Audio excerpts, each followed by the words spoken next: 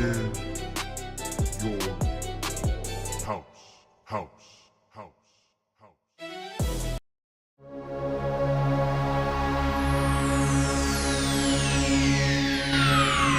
Ladies and gentlemen, may I have your attention, please?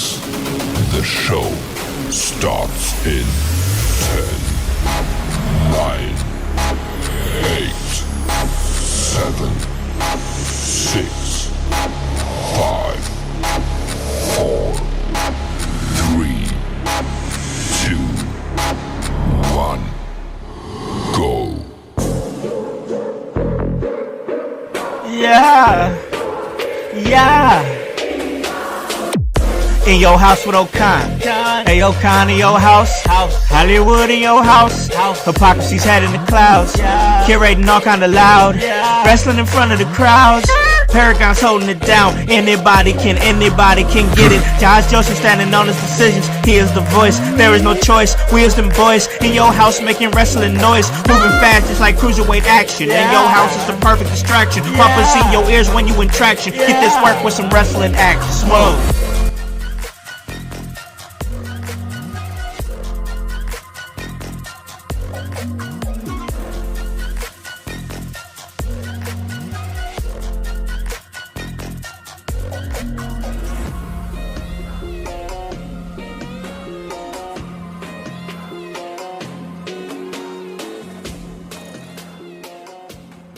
What is up, guys? What is cracking? It's the Con Man, and I am in your house. And you guys already know the vibes. Anytime we slide on through, we're here to give you that work when it comes to this professional wrestling business. And guys, it is Sunday. And damn, it's snowy outside. It's snowy as hell out there, y'all. Like, my God, I ain't seen this much snow in a hot minute. So what am I about to do? I'm about to chill. I'm about to kick it. I'm about to relax. I'm about to chill. What? I'm about to kick it. What? And I'm about to sit back and I'm about to talk some wrestling right here at In Your House. And joining me like he does every week is my dude. And man, you was out there in that mess, man, shoveling up and stuff like that. Couldn't be me, but he was out there shoveling. That's my brother over here, the voice, Josh Joseph. What is up, brother, man? How goes it, house? How goes it, household? We got a full house tonight, so we might have to ID if you're coming in because it's about to get very aggressively talked about wrestling. There's going to be opinions flying. Everybody needs to strap in and get ready and hit up that comments. We want to hear what you have to say. If one of us gets out of pocket, let us know because we're going to let you know. Maybe we're not. Maybe you're the one who's out of pocket. And as always, the sports ticker is scrolling down there. So keep up to date. You don't even got to leave the room that you're in watching In Your House. Absolutely not. And listen, guys, we have had a big weekend of wrestling like it seems like we've had. I mean, a lot of shows going on. But of course, one of the bigger shows that everybody was talking about was Saturday night's main event and how that went down there. And man, the event was great. Also, there was AEW Collision stories moving along there. A lot of different shows going on. Once again, man, are we about to see the end of AJ Styles? Is that what's going down? Because you could have fooled me. You got doggone Nakamura, him and go crazy. They are going crazy out there having a great match. But listen, before we dive and jump into that, let me bring on my great guest here because, listen, if you are in the IWC in any kind of way, if you follow professional wrestling on social media, it is likely that you have seen one of these men's posts. It's likely that you've seen this brand's post somewhere out there in the world, somewhere out there in the internet, and that is Dirt Sheet Radio. And man, what a brand that they are, the work that they do. Listen, I've been watching them do their thing since the very beginning and have become a go-to spot for your professional wrestling news, for your pop culture news. And man, I love to see something build from the bottom all the way to the top, and that's exactly what we see right here. We got my man John. He is here with Dirt Sheet Radio. What is up, brother, man? What up, everybody? Thank you for that. That flattered the shit out of me. I'm about to start blushing and shit. I'm sorry. Should I be cursing? Should I be cursing? You good? You good? Can't take John nowhere, man.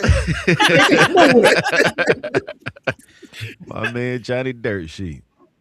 Johnny Dirt Sheet, man, we appreciate you sliding on to the show. But man, you didn't come alone because you brought a band of merry men right here, and this merry man right here is very merry. He be doing his thing over there as a DJ, radio host for hip hop and R&B over there in his state of North Carolina, repping it over there. That's DJ Danny Ocean here at In Your House. What is up, bro? Air horns and all that. What's going on, man? Appreciate you having us on. DJ Danny Ocean, host of the hottest night show on the planet, the Danny Ocean Show, 101.9 Kiss FM out here in Eastern North Carolina. #1 in the country for mid-sized markets, man. We do a lot more. Shout out to, since the logo popped up on the screen, shout out to the good folks at Russell Lit, my man Joey Cash. Vegas. We're gonna be lit in April. We're gonna talk more about that later, though. Most definitely want to hear all about that and everything that you guys are doing, all the work that you guys are doing, getting ready for those events. But listen, man, I know that you said, listen, we cannot do the show without this man. It won't feel right. Right. He's coming through, popping up for 3NT Wrestling. That's Malik Wilson. What is up, bro? What's going on, man? I appreciate y'all having me. My guy, Danny Ocean, my co-host, you know what I'm saying? My boy, you know what I'm saying? I appreciate him bringing me on. And let's get one thing twisted. I'm Road Dogg, he's Billy Gunn. So no, we were not, you know what I'm saying? I understand, like, he got the nice intro, but now, bro, I appreciate you having me. My name is Matthew Malik Wilson, your future favorite sportscaster, also a host on Roundtable Sports, covering the Jets Roundtable. If you don't know about me, don't worry about it. You will very soon. Fastest growing Jets coverage in the industry. Let's go. Love it. Love to hear it, man. And I love the fact that you guys was able to make time to come on here and talk to us about some wrestling here at In Your House. Like I said, Dirt Sheet, y'all be doing y'all's thing, putting in the work round the clock to give you the up-to-date wrestling news, pop culture news. So we're definitely going to hop into it. We're definitely going to talk about some Saturday night's main event. We're definitely going to talk about some AEW. But before I do that, and we can keep it tight, we can keep it real tight, but I do want my peeps out there in the household out there to kind of get a better idea of who you guys are. So Johnny E, I want to know, and I'm sure the people want to know, I personally want to know, how did Dirt Sheet Radio come to be a thing? I've been on the forums on the internet, like wrestling wise, since like, I don't know, 2008, 2009. Like I just, what I used to want to talk on the forums, and the easiest way to talk with people was like, oh, this is the latest thing that's happening. I guess eventually I realized, I wanted to do a podcast years later, and I needed a place to hold all the news that I wanted to talk about. So I made the page. So like I was like, all right, we'll attract people to the podcast, and we'll have news to like build a foundation. So they come for the news, they stay for the show. And then I just kind of kept doing it that way for years, and it just snowballed into what it is now. Like I only added pop culture because I was like, man, I'll get bored. I don't want to just talk about wrestling all day. Like I love wrestling, but there's so much more on earth. So I just like recovering pop culture, and people were like, "Don't do this! Oh God, it's wrestling!" I had people telling me I was gonna ruin it. I was gonna ruin Dirt Sheet Radio by doing Get pop chocolate culture out of my peanut butter. Too bad. Get out the house and watch a movie or something. It's not all about wrestling. That's really my goal, honestly. I just want to culture wrestling fans. There's so much more out there than wrestling. Sometimes you hear their analysis and you're like, bro, that can only come from someone that doesn't watch any films or read any books. Like that. You can open your eyes to so much different types of storytelling and then come back to wrestling with it. That's where we are right now. That's my big goal. I love it. Nah, I love it, bro. That's see, I saw when you made the move to open up the pop culture. I was like, oh, he doing a thing right now. Like, this is a thing. And I saw the doubters out there. I swear, bro, I just be sitting over there quietly watching. You know what I'm saying? Like, be like, man, he making moves right now, and I see the vision. So most definitely, that's exactly what I'm saying, bro. He came up, he came through, push through, and people got opinions and whatnot. But you still got to keep with the motion, bro, and that's exactly what you were doing. DJ, my DJ, You're go what up, buddy? DJ. That's my DJ. What's going DJ on? Danny Ocean. I want to ask you, man, because I also use this opportunity to let myself get to know the people that I'm coming onto the show. So this ain't just like gimmicky or whatever. I'm genuinely asking questions. So you're over there. You're coming up in the ranks as a radio host, hip hop and R&B and whatnot. The DJ Danny Ocean show. So let me ask you this, because I know that you will have like segments on your show on your show where you'll have pretty much like they come and they can shout out people, shout out businesses, Oh yeah. shout out all kinds of, which I think is real cool. So I want to ask this: when did you have the idea to kind of cross promote what you do in the radio world and bring wrestling into it? Well, I've been a wrestling fan like my entire life. You know what I'm saying? Origin story time. I remember when I was a kid, I walked into my grandparents' house and they were watching wrestling. It was a Saturday afternoon, like 12 o'clock in the afternoon. And I remember seeing The Undertaker on TV. He tombstoned the guy, pinned him, then put him in a body bag. And I'm like, yo, he just murdered that guy on TV. This is dope. What is this?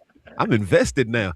So literally I would come over here and watch wrestling with my grandparents every Saturday, and I was hooked after that. You know what I'm saying? So I've just always been a fan. And when I finally broke into radio, it's like maybe I can use this platform to reach out and get some interviews and do stuff like that. And luckily it worked. You know what I'm saying? So I got to, and I'm not the only wrestling fan. We're from the South. You know what I'm saying? A lot of wrestling fans out here. This Flair country down here, bro. But we like I said, once I got that platform, I was like, let me start shooting out emails, shooting from the half court range. You know what I'm saying? But I'm gonna shoot my shot, and the shit landed. You know what I mean? And the first interview I got was through AEW with Mark Henry, actually. Hell yeah. In which I met Mark Henry a few years before. I was a store manager for GameStop, and we had GameStop store manager conference where we go to different cities and talk about all the new games coming out, and they have people out promoting games. I met Mark Henry and Dolph Ziggler that way. But years later, when I interviewed Mark, I told him, hey, I remember meeting you at the GameStop. He was like, I remember you. That was cool as hell. But that was dope. Rest in peace, Bray Wyatt. But yeah, I try to bring my love for wrestling into everything else I do. You know what I'm saying? And like I said, I got the platform on radio. I was like, let me start reaching out, see what I can do. And yeah, shout out to AEW. They hit me up immediately, like, hey, here's Mark. And then they sent us, man, who else has AEW sent us, bro? Like in the early days. Anthony Bowens, Edge. Oh, okay. That was our first episode of 3NT Wrestling Podcast, was an interview with Edge that AEW That's sent tight. when they were promoting Revolution when they came to Greensboro for Sting's last match. We also got to interview Daniel Garcia, Chris Statlander, Darby Allin, Will Ospreay. Tony Khan himself came on the show, bro. That's a get. You know what I'm saying? But a lot of gets. right. It's shout out to AEW. I can't say thank you enough. They invite us to every event they do when they come to North Carolina. Hell, they invited us to All In Texas last year, but just couldn't make it out there. But they show so much love. Like I said, WWE actually hit me up about coming to. That's why I went to Indianapolis last year, was for the Rumble, because I got invited to do media out there and whatnot, which was cool as hell. Like I said, the radio opened so many doors, because like I said, I'll go on my show and give little wrestling recaps, what happened this week, so on and so forth, and people will respond to it. So, and again, we got the number one station in the country for mid-sized market. So, they know their brand is getting put out there. So they're like, hey, we're coming to North Carolina. Can you do this? Absolutely. So yeah, that's how it all meshed together. Love it, man. That is dope, man. That's dope. I love to hear stories like that for sure. And how you guys are able to put this brand together and put it together. So we got my man over here, MMW Matthew Malik Wilson, man. I want to ask you, man. So now you're kind of doing coverage now, as you were saying, for the Jets, which I apologize for that. But man, I accept your apology, bro. Thank you for your sympathy. Thank you. But listen, I respect the grind, man. I respect the grind. So obviously, and you were just talking, before we got on the show, we were talking about the Knicks. You're a huge sports fan, coverage and analyst of sports now. How did you jump from doing that or into maybe doing that and finding that opportunity through covering pro wrestling? Man, to be honest with you, bro, Danny could tell you I was a music guy before all of this. Okay, okay. And my son was at my house one day and he was searching through my YouTube. He was like, "You ain't got nothing but sports up here. There's no music up here." And it's like nothing but sports talk, like video after video after video. There's nothing else on there. Yeah. And YouTube is all I watch. Like, Dad, you got like an addiction. You might need to do something about this. So went to work the next day and looked around. I was like, man, this is not really what I want to do for the rest of my life. Applied for Full Sail University at the Dan Patrick School for Sportscasting immediately. Went, grinded that out, valedictorian of my class immediately after that. Got a job at MLBBro.com. I'm a writer covering black and brown baseball players, working directly under the tutelage of the legend Rob Parker. It's been an amazing job. Danny said he needed some help on 3NT one day, bro. He thought about me. Me and Danny go way back. Danny's family to me. Saw all the hard work I was putting in, felt like I would be a great addition to 3NT podcast. It's been a hell of a ride, and I appreciate him for bringing me along. And I've been on shows with John at Dirt Sheet Radio too. Shout out to the SmackDown crew. Shout out to the NXT crew. I miss you over there. But, man, other than that, man, it's been an amazing journey, man. It's a blessing to be here today. Man, I love to hear it. Man, I love to hear it. Real quick, because I do got to give Johnny Dirt Sheet his flowers too, man. I like when I tell you, I used to go to this website like years ago, Raja.com, to get all my wrestling news and whatnot. But then I found Dirt Sheet Radio on Facebook, and literally for the last, I don't know how long now at this point, that's the only place I get my wrestling news from. You know what I'm saying? And then when I remember he made a post, was like, he's looking for contributors. And I was like, I got some free time. What's going on? So I hit him up, and he brought us onto the team, and he allowed my new podcast. You know what I'm saying? I just started 3NT, December 2023. And we got to do some pretty cool shit in that time. And then John invited us to be a part of his show and to stream in Dirt Sheet Radio and to use Dirt Sheet's resources to, but yeah, Johnny Dirt Sheet is the freaking GOAT, bro. That's what I wanted to say. I don't get nowhere without y'all, man. Like I wouldn't have a single interview wrestling wise if it wasn't for Danny, wasn't for 3NT. That's what makes this whole thing beautiful. This is exactly the type of relationship I was looking for when I asked for contributors in the first place. Like that kind of everybody helps each other, everybody raises everybody up. That's this beautiful thing. That was my way of painting it forward, because you didn't have to open the door for us in the first place. You know what I'm saying? And I feel like because I got a million other things. Like we haven't even done an episode of 3NT in how long, bro? Because we got a million other things going on outside. You know what I'm saying? And you allowed us to come in and like I said, use your platform to help build our platform. So again, that's my way of paying it forward. You should be having these conversations with AEW and WWE way before I feel like, you know what I'm saying? So that's why, I got to bring you in. I have this suspicion that they don't like the name Dirt Sheet Radio. It's very. That's been my thought. But you know what? I'm never gonna change that shit because first of all, it's a brand. It's Googleable. You can Google it now. Like I was like, you know how hard I work for that shit. Hey, when I did the post-show press conference for Revolution, and I remember I asked Will Ospreay a question. I was like, Danny Ocean from Dirt Sheet Radio. Will said something, and I don't know what it was to this day. I don't know if it was something like Dirt Sheet, like this guy, or I don't know what he said, but yeah, I know that name Dirt Sheet does bother a lot of people in the wrestling world. It's too bad though, because here's the greatest part about it, right? The reach is so large now that they can't do nothing. You can't do a damn thing, brother. There was. I'm not gonna name them. But there were the people that owned some of the largest dirt sheets in the world started to get jealous and started to be malicious and started to try things. I've had 30-minute arguments on the phone with people that own some of the largest dirt sheets in the world because they thought that they could tell me what to do, how to do. It's never gonna happen. Like never. This is all you said that. I told you that at Bad Blood in October. I was sitting next to that person.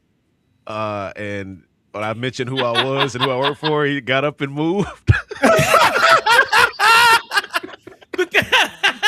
Oh That's man. hilarious. No We're names will be everywhere. dropped. No We names are will be dropped. everywhere. You think just when Dirt you think you're safe. Radio. Wow. That's no, I love Go it. I outside, love it, nerd. man. Get up. Go.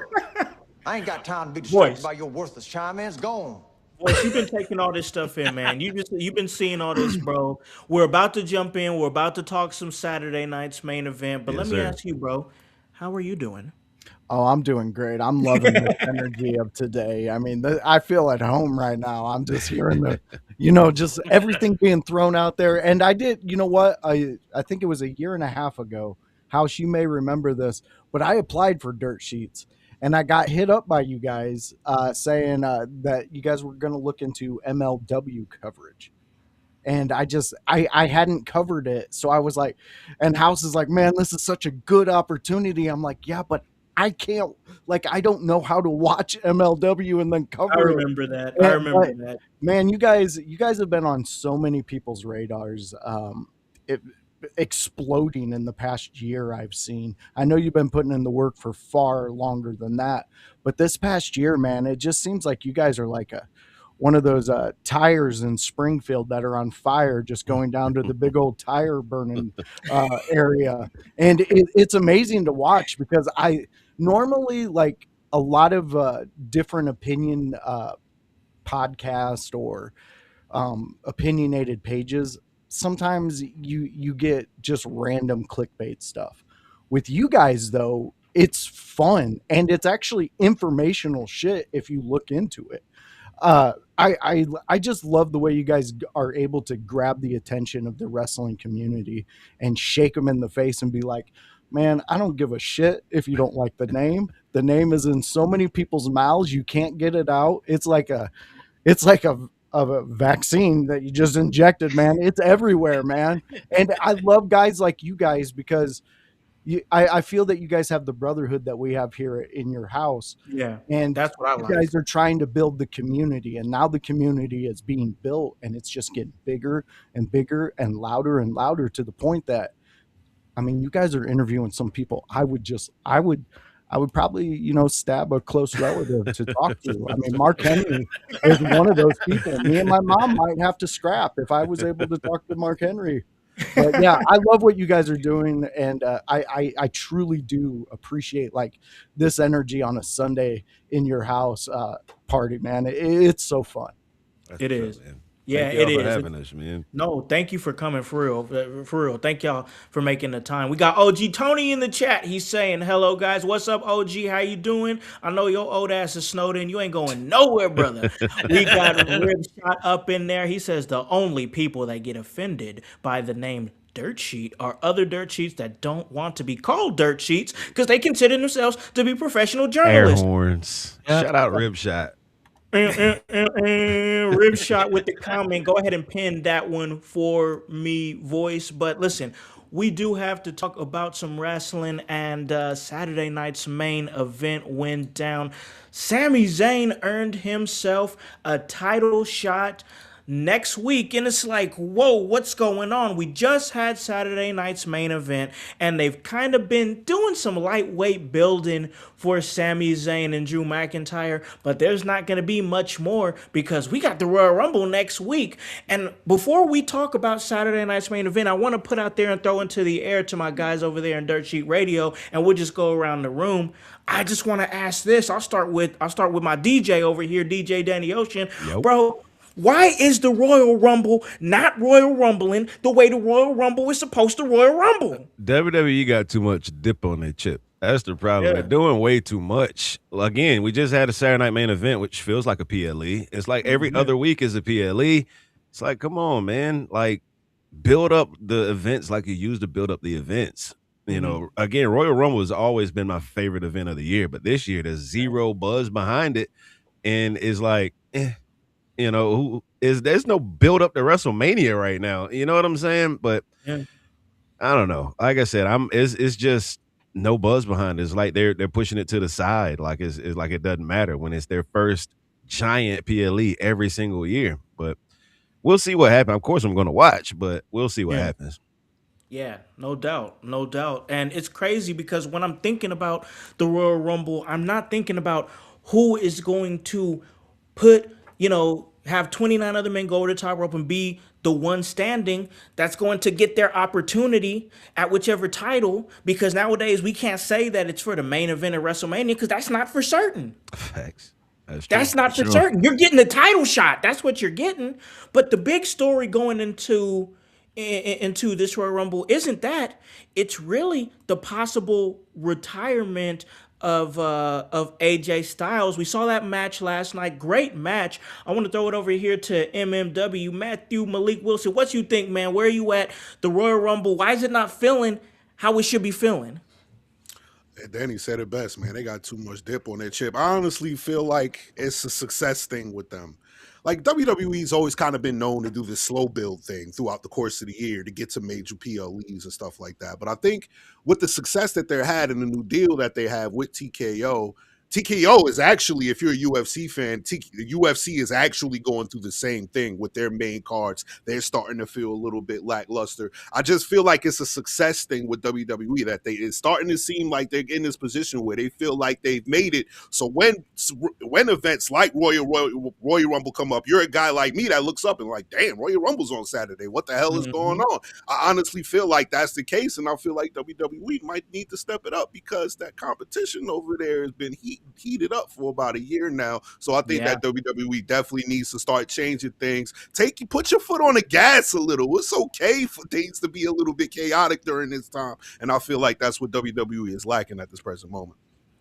Yeah, I think so too. I like what you said about how competition is heating up, because I really started jumping back into AEW in just these last few weeks and whatnot. And I tell you, there's a lot of things that I've been zeroed in on. We'll talk about that more on the second half of this episode when we talk AEW. But John, I want to ask you, man, Royal Rumble, it's coming up. I'm sure you checked out Saturday night's main event and everything. It was a pretty good event. But the Royal Rumble, man, is there any excitement level? What is your excitement level for the upcoming Royal Rumble? At this point, the most excitement I have is for the AJ Styles match. I just want to see. We lost to Cena. We lost Tanahashi. We're losing AJ in the same month. I'm just kind of want to get this big emotional moment over with. I also want to see how they do that, because it's going to take place in the middle of the show, and it's in Saudi Arabia, and it's like all these other things that I would not want for AJ's retirement. So I'm excited for the match, but I'm more excited now that they got this Nakamura match out the way. This was like the real retirement match. Like For the real. Gunther match Absolutely. was fine. For real. Absolutely. The Gunther thing is fine. Like I don't got no problem. Gunther's one of the best wrestlers in the world. That's gonna be a great match. But just the circumstances around it came out of nowhere. And I'm sure that's probably the way he wants it. Like I think Jericho once mentioned, like, if I have to retire, I don't want a ceremony. Like, just drag me off and get me out of there, and I'll disappear into the sunset. And I'm sure he's not the only person that feels like that. So I don't want to complain about the lead into the retirement, because I don't know what AJ Styles wanted. But as far as like the actual Royal Rumble, the matches, you know what? It's crazy because I don't know if I don't want to say I don't know if I care. I think I always care. But there's nobody in the Rumble that I'm like, yeah, I need this person to win. He has to win. Like, that don't exist this year. I mean, there's some obvious ones. There's some, Braun Breaker, like, or Obafemi surprise would be nice. But it's like, I don't got a guy that I'm like, this is the one. If this doesn't happen, I riot. Like that. Yeah. It just doesn't exist this year. Yeah. I think the whole company doesn't have that main thing right now, which is weird because they had it. I mean, last year they had the crutch. Last year they had like John Cena's retirement. You knew no matter what was going on, you're gonna have a Cena match, and it's probably gonna be the last one for that place, so it's gonna be special. But this year they don't have no hook. Like, there's no big 2026 or 2026 hook. So I mean, maybe they'll build one at the Rumble. Maybe, I don't know though. I don't have that much faith. The Rumble definitely has potential to change the entire outlook leading into WrestleMania. I'm very curious how it's going to play out. Personally, if I was booking a Rumble, I would book a super surprise winner. Like, again, like you said, Braun Breaker is almost like that's the person probably everybody's thinking about. You know what I mean? I would let a Obafemi win. I would let a Trick Williams win. You know what I'm saying? Somebody, one of these people that just kind of just got there. It's like, so nobody would expect them to win a Rumble. Exactly. And I think that would help things a lot. Obafemi. I was gonna say Obafemi debuting in the Royal Rumble and then winning. Insane. That would be like Crazy. to the That would be some moon shit. immediately, bro. Right up there. To the moon. Yeah. Yeah. No doubt. No doubt. Voice, man, where you at with the Royal Rumble? I want to get some of your thoughts. Yeah, I'm with everybody. It seems like it's been a lackluster push to get us involved, invested in the Rumble. The idea, I mean, honestly, the big thing is the AJ match. Like, there's so many people who were invested in getting him to WWE as fans, and then the moment that he appeared, it was amazing. And I know I marked out. I That was the first time my wife, since we'd met, had seen me like lose my shit. 10 years ago today. Oh wow. Yeah, crazy. Yeah. Wow. You know, it's an amazing thing when you can get behind somebody like that. I mean, AJ Styles has meant so many things to so many people that him doing a surprise like retirement in a sense would be epic. AJ, I mean, like, how are you going to honor him? It's going to take like a 3-hour Raw, maybe a 4-hour Raw, to honor everybody who wants to honor AJ Styles. I think he's meant so much to so many people. But to me, it gives Gunther that big edge though as the heel. It makes him like Super Saiyan heel. If he takes out somebody of the likes of AJ Styles. Like, we all knew John Cena was on his moment out, but do we all know as fans that AJ's lost a step, especially after that match we just seen? Like, I That ain't don't. lost nothing. Yeah, like, Not at all. dude has the Not at all. He eternal looked amazing in fountain there of last youth night. in him. Yeah, and yeah, I understand that the emotion of that match and that specific opponent probably gave them some super powers at that time to be able to go like they did, but You're fighting your brother, bro. exactly, but Nobody does it better. they were still able to tell a beautiful story inside that ring. Yep. Absolutely. Like, nothing took away from their storytelling. And I don't want to see AJ go, but from what he says, from things like that, like, he's been telling us he's ready to go for like Now, a year now. to be transparent, I mean, to be selfish, let me be real about it. To be selfish, Let's I would do at it. least want to see AJ go through WrestleMania. Me too. I understand leaving at the Rumble because that's where he started. That's his first Yeah. appearance in WWE, but WrestleMania is big, bro. And Yeah. I would love to see AJ with one final match at WrestleMania. But who would it be against? That's the question. Since we got that banger with Shinsuke already, who exactly would it be against?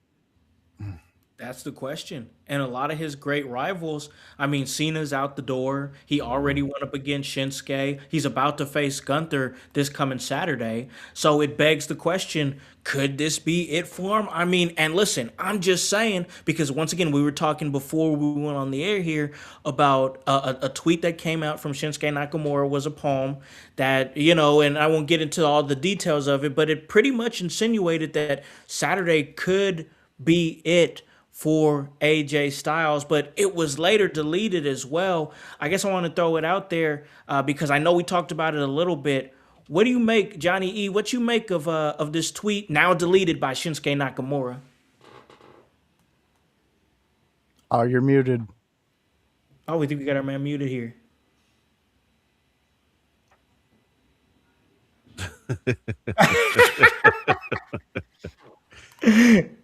Oh, man. OG Tony says a third match with Gunther. Are we back? Am I back? Can you hear me? There he is. we There go. we Yeah, go. we can Yeah, hear you now. I'm alive. All right. We back. We back. What you think, man? Where you at? Whoa! I lost my whole train of thought. What are we talking about? The tweet from Where am Shinsuke I? that's now deleted. Where are we?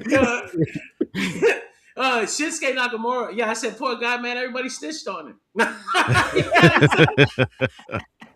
It's funny because it was actually like crazy, heartfelt, and heavy, and it was like, wow, like, damn, this is so good. You rarely see behind, especially Nakamura. Like, what is he thinking? And then they're like, they got to take it down because he mentioned AJ is going to retire next week. So Yeah. it's fucked up. It's fucked up.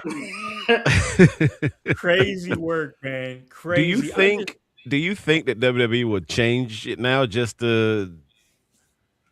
I think it costs too much money. I was gonna You say, I gotta think pay whatever's set in AJ. stone is set in stone. Yeah. I think they're There's just gonna that hope too. people forget. You were mentioning known for that. AJ.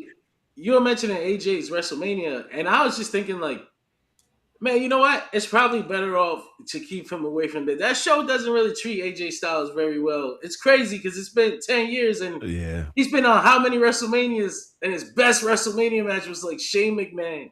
That was the time. Oh, yeah. That was the one time AJ Styles got a good WrestleMania match out. Yeah. It's crazy. That's crazy. I said, you Actually, know what? He's dang. probably cursed. Let's keep him out of there. Mania 34 was the first Mania I saw live, and that was AJ versus Shinsuke for the title, and that was such a letdown, bro. I was like, I was looking for the match we got last night at Mania back then. But No I doubt. digress. Made me feel stupid because I was like, there's no way they're going to be at WrestleMania. It's AJ and Nakamura. I'm sure it's going to be awesome. Everybody's like, no, it's not. It was not. It was not. That's how they chip away at your trust. People be like, why don't you trust WWE no more? Because I've been here for 30 years. Like, we've been here exactly. You know how much shit they have cost me. Yeah. Oh my God, I feel it. I say all the time, if it wasn't for my exhaustion of like the John Cena, Randy Orton main event scene, no development towards new talent. If you got yourself over, you was punished for it. You know, John Cena at that time, we all know John Cena's a great guy, but at that time he was holding people down, you know, and I was like, man, what else is out there? So I started watching like Ring of Honor. I started watching New Japan Pro Wrestling back in like 2010 and whatnot. And man, just some stuff that I had never seen in my life because all I'd ever watched was WCW back in the mid 90s, and then WWE the rest of the way. I'd never seen nothing like New Japan Pro Wrestling or Ring of Honor, or you know, I'd been aware of TNA and whatnot, but man, it was just such a transition. And now it's almost like watching your favorite college basketball player come up, and then he goes to a good basketball team, or your favorite basketball team, or a potential winner with a basketball team. That's what it was like seeing guys from like Ring of Honor and New Japan come over to like NXT, and now getting so much opportunities these days with AEW, with partnerships through that. So I just enjoy it, but most definitely there's those times with WWE that's just like, man, I can't do this no more, you know? And it's crazy. It's crazy what that creates. It's crazy what that creates through that, like, that tedium of WWE. It created a completely different wrestling brand here in the United That's States. So that's wild, but listen, I wanna transition real quick back into Saturday night's main event because they had that fatal 4-way. Sami Zayn came out the winner. Voice, we was in the group chat last night, man, and we was kind of putting bets on there. I was like, I'm putting my money on Sami Zayn. Yeah. Because I'm just looking at the momentum. I'm looking at now, is Randy Orton versus Drew McIntyre like bigger on a card? Most definitely. Most definitely. You could definitely put that on the Royal Rumble, and that would sell. But I think Absolutely. they're doing something with this Sami Zayn thing. They're really trying to build him up. I want to throw it out there. DJ, where are you at with the current build of Sami Zayn? And do you think he has an actual shot of beating Drew McIntyre at the Rumble? No. Hey, Absolutely Okay. not. All right. He will not beat Drew McIntyre at the Royal Rumble, for one. And for two, we've been here so many times already. Like Sami Zayn, how many times can this guy be the underdog, bro? How many times can this guy be the underdog? Like it's the same thing every time. Like I would be okay with Sami Zayn cutting his hair and wearing the fucking derby again and being that the a-hole he was on TV back then. I'm tired of this Locker room leader. underdog. I know I can do this. I'm tired of it. Like it's the same thing, and he's gonna I can do this, and you're not gonna do it, brother. You're gonna Pizza get your delivery head kicked off your for shoulders. icy wiener. It's like I'm I'm over it. Like realistically, we had this exact same build up for Gunther when he won the Intercontinental belt off of him at XL. You know what I mean? But he actually won it that time. He's not going to win it this time. He's not going to win that title off Drew. It's not going to happen. Stop giving us this false hope when we don't want this anyway. That's the whole thing. Like you did the whole story. Like not even just doing it over and over, but like you finished it already. Like you've done this all the way to the end. He won. That was a big deal. So how does he keep getting stuck in this same position? And like I don't mind the match. I actually think that's going to be the match is going to cook. Yeah, the match is going to cook. Like, or actually probably better than anybody else in that 4-way. Yeah, right. This is probably the best wrestling match that you can get. But and then logistically, geez, I lost that whole word there. You got it back. You got it back. He was in Montreal, so he got the hometown win. He gets to go to Saudi Arabia, so you get the not hometown, but it's like connection. The hometown adjacent. Yeah, you know. It's another big Sami Zayn centric town, so like that's really cool, and it's a full circle thing because he wasn't allowed to wrestle there at one point, and now they've come so far that he can challenge for the title. So all those things make sense, but like you mentioned, the underdog frosting they put on that shit, it tastes nasty already. We're tired of it. Right, you know? It's stale, bro. Stale. You're not. That's wrong. That's not fact. That's not wrong. It's facts. That's how I see it, man. So, Malik, man, let me ask you, man, where are you currently at? Sami Zayn, I think we're all across the board feeling like that he's not winning it on Saturday. That's where I'm at. I know for sure that's where I'm at. But, like, where are we at with Sami Zayn? Because, like the fellas have said before, we've been here before. He had those opportunities with Gunther. We saw him do that at Elimination Chamber a few years ago against Roman Reigns, where everybody swore that he was going to be the guy to take out Roman before WrestleMania during one of the most historic runs in company history. No, that's not happening. But, bro, where are you at currently with Sami Zayn? Interested. Actually, see, here's the thing. Danny knows I'm a different type of cat. I'm a different type. You're a Cody Rhodes fan. That says something. Hey, and you know why I'm a Cody Rhodes fan. But hey, look, here's my role on 3NT, and let me bring it to here real quick. Sure. Why everybody's focused on, okay, we've seen the underdog role before. He played off this story with Gunther, blah, blah, blah, blah, blah. Well, maybe there's a turn coming for Sami Zayn that we don't see. So say, like I said before the show started, maybe it's an instance where it's not a triple threat at WrestleMania. Maybe it's a fatal 4-way at WrestleMania, and you find a way to include Sami Zayn with the build and trajectory that they have him on currently. Because even though it looked like the same thing before, what we not talking about is, Sami's doing everything that he did before. But how would we feel if Sami Zayn actually cheated to win this title? Does that bring more intrigue into his character now? That it's not just this good guy, cookie cutter Sami Zayn. Remember the program that he had with Karrion Kross? It went over very well for me that, hey, you doing this the right way. Maybe you should switch things up. So is this Triple H's angle here? Well, yeah, we're going to prop up Sami Zayn the way that we used to, but he's not going to win it the way you think he's going to win it. Sami Zayn is actually going to do what he needs to do in order to win that title, which may means crossing the same people that he's been buddy with this past year. And I think that will make an interesting angle. So I'm not saying it's going to happen, but me being a guy that likes to see two sides of the story, what possibly can happen, I feel like that will be a major thing for Sami Zayn. And I would just say, hey, just wait, just let them cook, because we know how it turns out in WrestleMania season. Some things that we think are written on the wall or automatically going to happen doesn't necessarily always happen when it comes to Triple H, because they got rabbit ears. They hear us too. Yeah. So when it comes to that, I say with the Sami Zayn thing, let's just kind of be patient and see what happens. I like that. Let it marinate. Absolutely love a heel Sammy right now.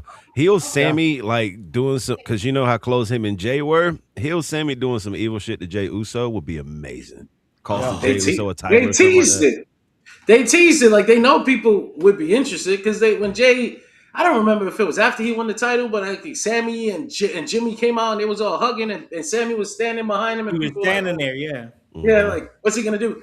If I know Triple H, and I know Triple H, this motherfucker, if there's a Sami Zayn heel turn coming, bro, I'll see you in 9 months, because everything takes, bro, Everything with this man is a rest hold. I came up with everything with Triple H. man. If you ever watched him wrestle, rest holds are his favorite fucking thing to do. Rest hold. His booking, rest hold booking. Oh, He's man. coming. We got him right where we want him, brother. Just wait until they sick of you, and they'll give it to them. Like, Yeah, man. Oh, man. exactly. That's hilarious. Rest hold booking is great. That's what I call it. It's rest hold booking. We're gonna see Coin it. that. Somebody needs to coin We'll that. see That's it. good. I'm sure he teased it in October, right? So we'll definitely see in January 2027. Most definitely, man. No, I feel like, man. but you know what? It's true though, because I think he really took over around that time, and we saw some of the most like historic title reigns in WWE with like Roman Reigns and the Usos and Bianca Belair at that time. You know, so many different names. You And mentioned now, the Roman thing before you move on. You wanna hear something crazy? Roman Reigns, Triple H gets a lot of credit for that Roman Reigns thing. Triple H gets a lot of credit for Cody Rhodes. I'm just gonna say both them things existed before he got the job, man. Vince McMahon put them things up. Those are like, it's kind of crazy to think like, wait a minute, like the two biggest, most successful stories in Triple H's regime were Vince McMahon stories. And then the things that he came up with on his own. I don't know, man. Maybe we need a little more data, but I don't know. I'm just saying. Nah, you're right. The bloodline started before Triple H took over. Cody being the top guy started before Triple H took over. You're absolutely right about that. And what happened? Out that bloodline story, huh? They squeezed all the juice out that bloodline story. And the thing about it, the crazy thing is, it could have kept going. It's like adding Hikuleo, adding the Tonga boys. You know what I'm saying? Yeah, it could have JC kept Mateo, going. yeah. And the Triple H did some weird. Why is JC Mateo ain't even Samoan, bro? I was gonna say, What is going on at this point? Your eyes, he is. This looking dude around was putting out.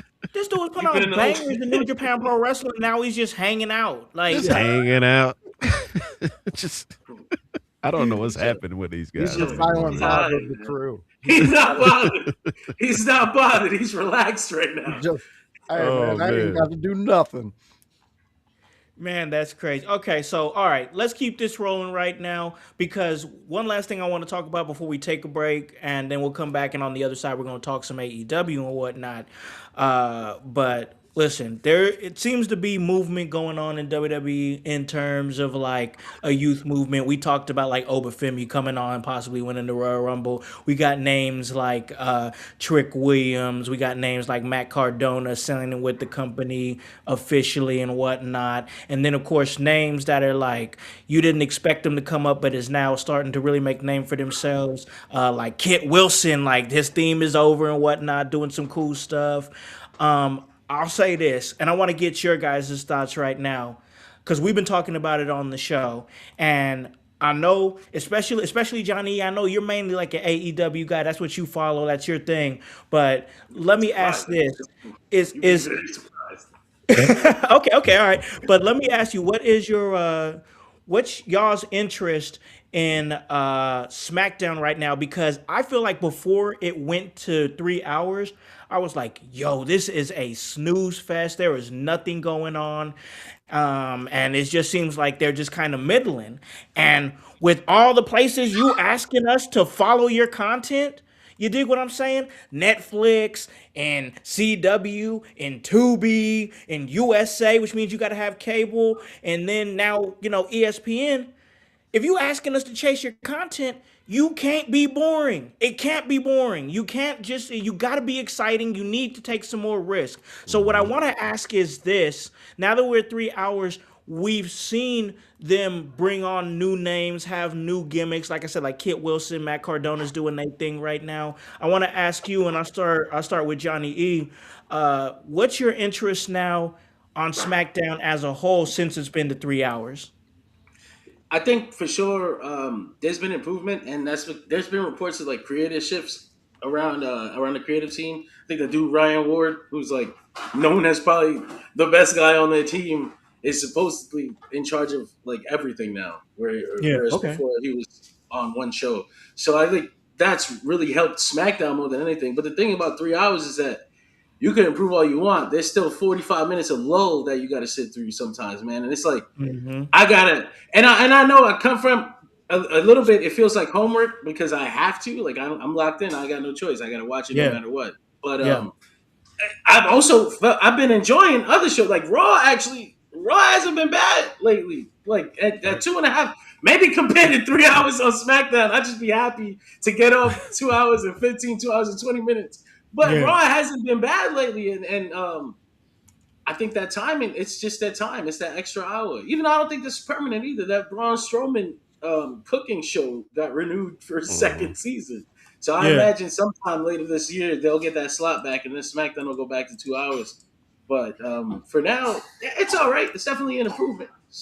Yeah, yeah, I could definitely see them continuing to fluctuate, kind of like they have been doing on with the USA Network. DJ Danny Ocean, where you at, man? 3 hours. Has it been better for you, an improvement? And what were your thoughts on 2 hours SmackDown? Um, my thing is, if they're gonna be 3 hours, don't give me an hour and a half of filler. That's my Yeah, biggest thing about that. I've been enjoying it lately, though. I definitely have been enjoying it. I've been enjoying the fact we're getting a lot of new faces and new talent showcased.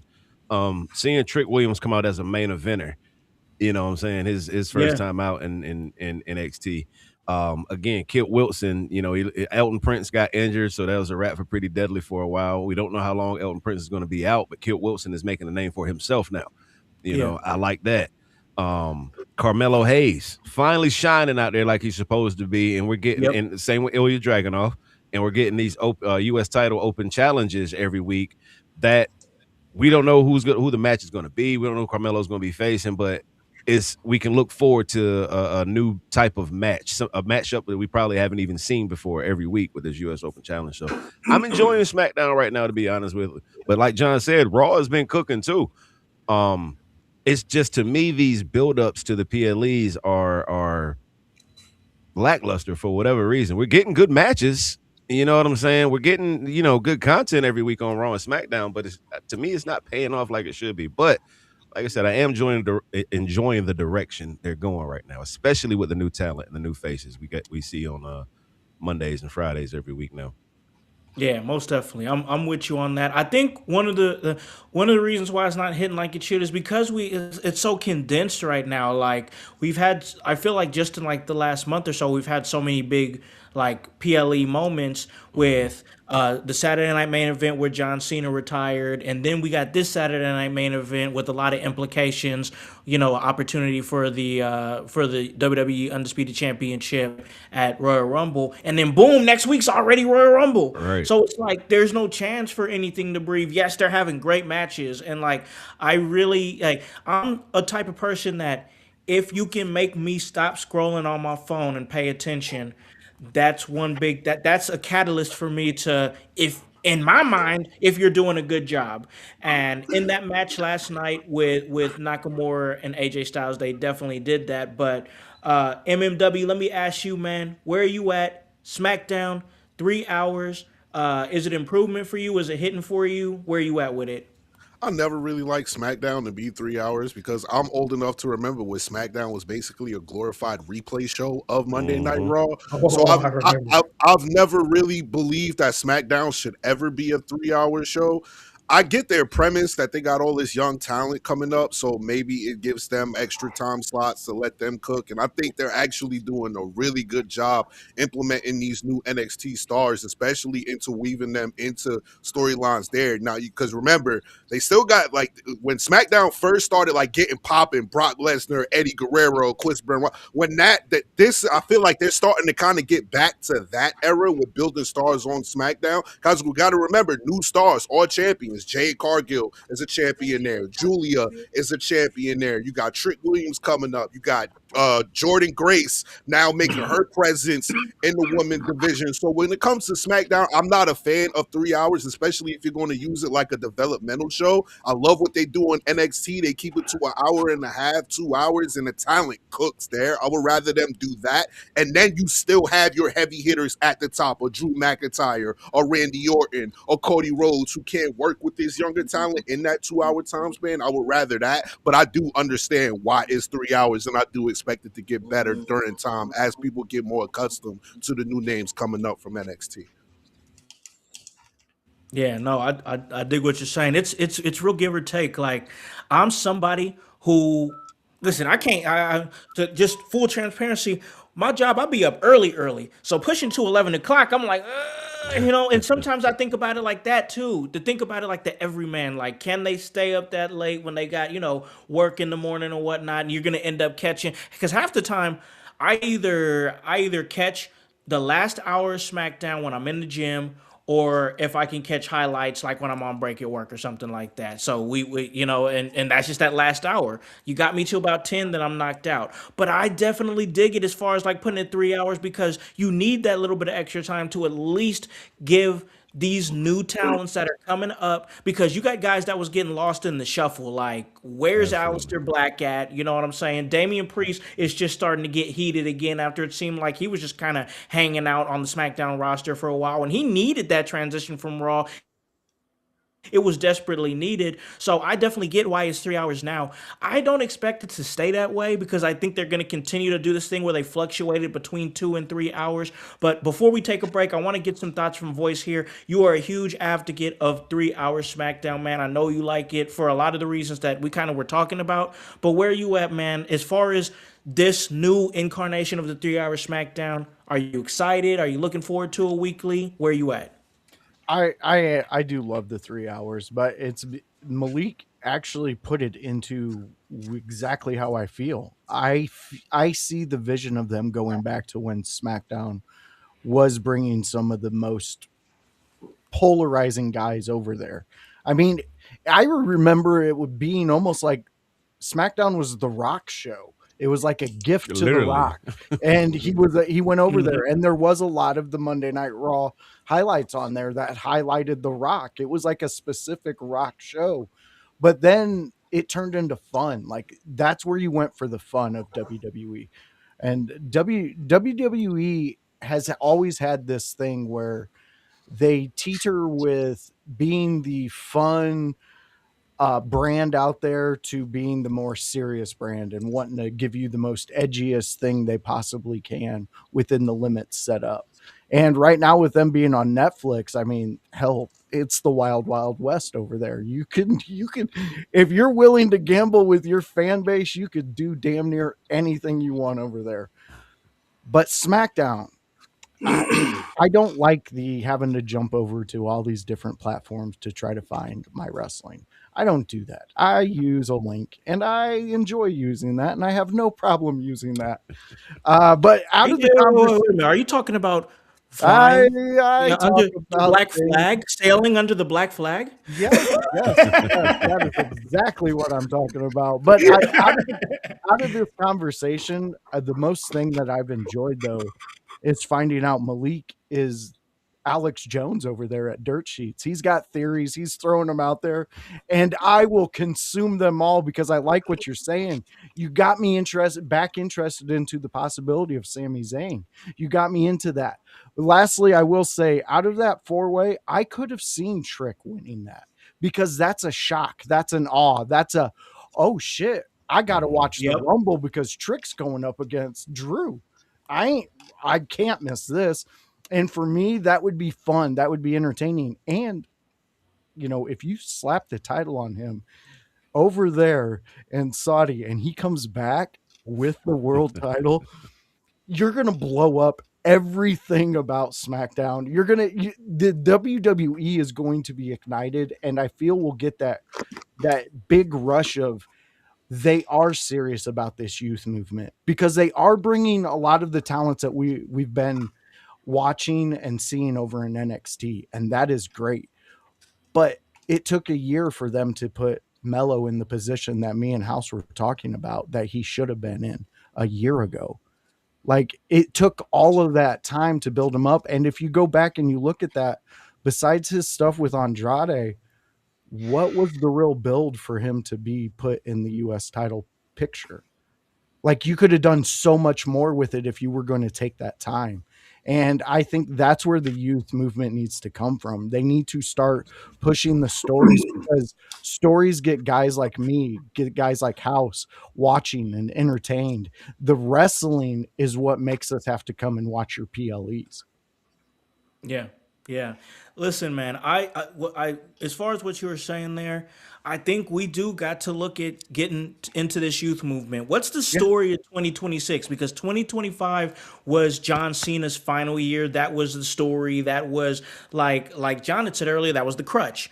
Now, what are we doing in 2026? Where are we at with that? You know, because you've already got MJF saying publicly, like, yo, it's a shame that WWE has their world champions and they're freaking 100 years old, which is true. I mean, listen, I come from a day where you was a WWE champion when you was 24 years old. Yeah. You know, and now it's like, oh, the WWE champion, all he won his first title at age 43. Oh my God. Like, come on, like, let's start these legacies younger. How are we gonna do things like what John Cena's talking about, saying, oh, I want to shake the hand of the man that wins, you know, number 18. How are we gonna get to that if we're not having guys win championships at young ages, putting them in those spots, taking those chances, taking those opportunities? Sometimes you got to do it. You can't always play it safe, especially if you asking me to chase your product at 15 different apps.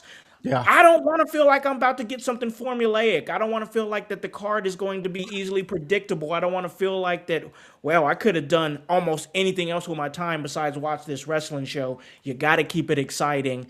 And for me, that's just a perfect transition, because we're about to take a break and we're about to pay some bills. And then on the other side of that break, it's time to follow exactly what I've been talking about. Voice, we've been talking about it here on the show, and that's AEW and all the things they've been doing. And listen, I've been enjoying the watch. There's been so many things that I have wanted to chat with you about, chat with my fellas here about over here from Dirt Sheet Radio. We're going to talk about that and so much more on the other side of this break.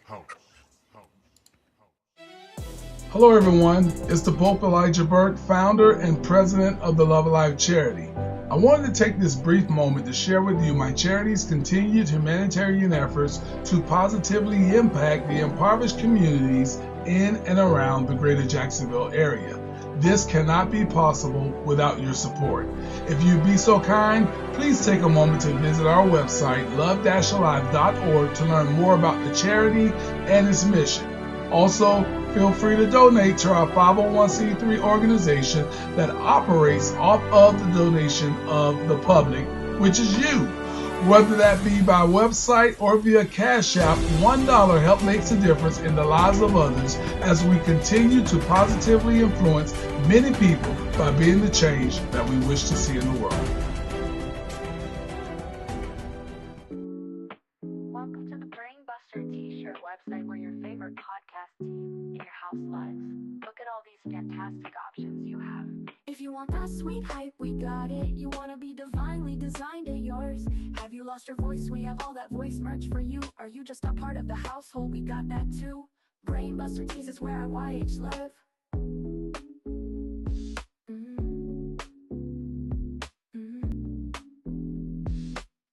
Brainbuster Tees is where IYH live.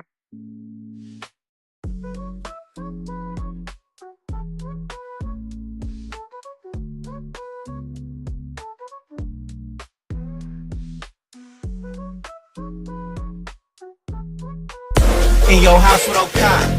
Hey, O'Con, in your house. Emerge faithful for coming out to Emerge 91 Blood and Bone. Since 2019, I have been the executive producer of the In Your House podcast. Since 2021, I've had the opportunity and the privilege to be a part of Emerge Wrestling in Columbus, Indiana. and the privilege to tell all of you, right here in the middle of this ring, that Emerge Wrestling, in collaboration with the In Your House Network, will be at the Squared Circle Expo this March in Indianapolis. Indianapolis, Emerge Wrestling in your house. We'll see you in March. Hey, yo, Connie, your house. Hollywood in your house. Hey guys, welcome back to In Your House, the Sunday house party, and we are in here kicking it and hanging out with my guys over here at Dirt Sheet Radio. Follow everything that they are doing on Facebook and check it out because you want those live up-to-date updates on all things wrestling. Hey, they got you taken care of. Follow Dirt Sheet Radio. And listen, I didn't get a chance to hop out there and go to the gym like I normally do on a Sunday because I didn't want to get stuck in the parking lot because 100% that's what's going to happen. But after we get off here, I got a little bit of time, so I'm going to hop on. I'm going to do my own little thing and get some home workouts in. And that's when I know I got to hop in and get with Goalie Nutrition. Goalie Nutrition, that's Goalie Gummies. And man, when I'm getting in that gym, I need that apple cider vinegar gummy for the energy. I need the ashwagandha gummy to restore and be able to chill out and relax. And listen, you can get your wellness journey going too. All you got to do is go to goalie.com and we can help you out. And all you got to do is put in promo code IYH at checkout. And listen, tell them In Your House sent us and check out everything that we're doing on Facebook Live, on YouTube, on Twitch, on X, and then check out the podcast version on demand on Apple Podcasts and Spotify. So before we went to break, I was talking about how I've been really locked in. And before we got on the show, I was doing some editing. I was doing some stuff in the studio here. And I had jumped on and watched a little bit of Collision. And I wanted to catch Collision because of our continued coverage we've been having with AEW. And we don't have to go into we're not breaking down the entire card, but I just want to talk about some things that's really sparking my interest in AEW, that's really got it to where I'm like, man, these are things that I am locked in for. And I'm going to throw it out there, and then I want to get some of y'all's fellas' thoughts too. So as far as AEW and me and Voice, we've been watching again since about what? Blood and Guts, right? It's when we jump back into Blood and Guts is when which was we great. officially jumped back in. Yeah, it was great. But some highlights for me, most definitely. Anything Willow Nightingale is doing, I'm paying attention to, most definitely. She had a TBS title defense against Julia Hart on Collision. Another thing that's really, or another person, another talent that's got me interested is the Triangle of Madness, specifically Tekla.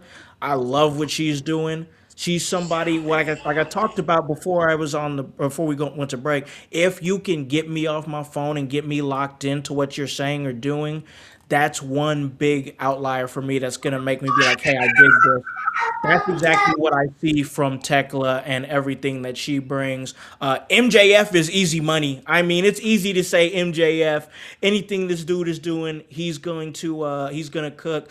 But more specifically, the highlight on the AEW championship and the way he has so many targets on his back. Whether it be he just had a match with the Dynamite ring winner.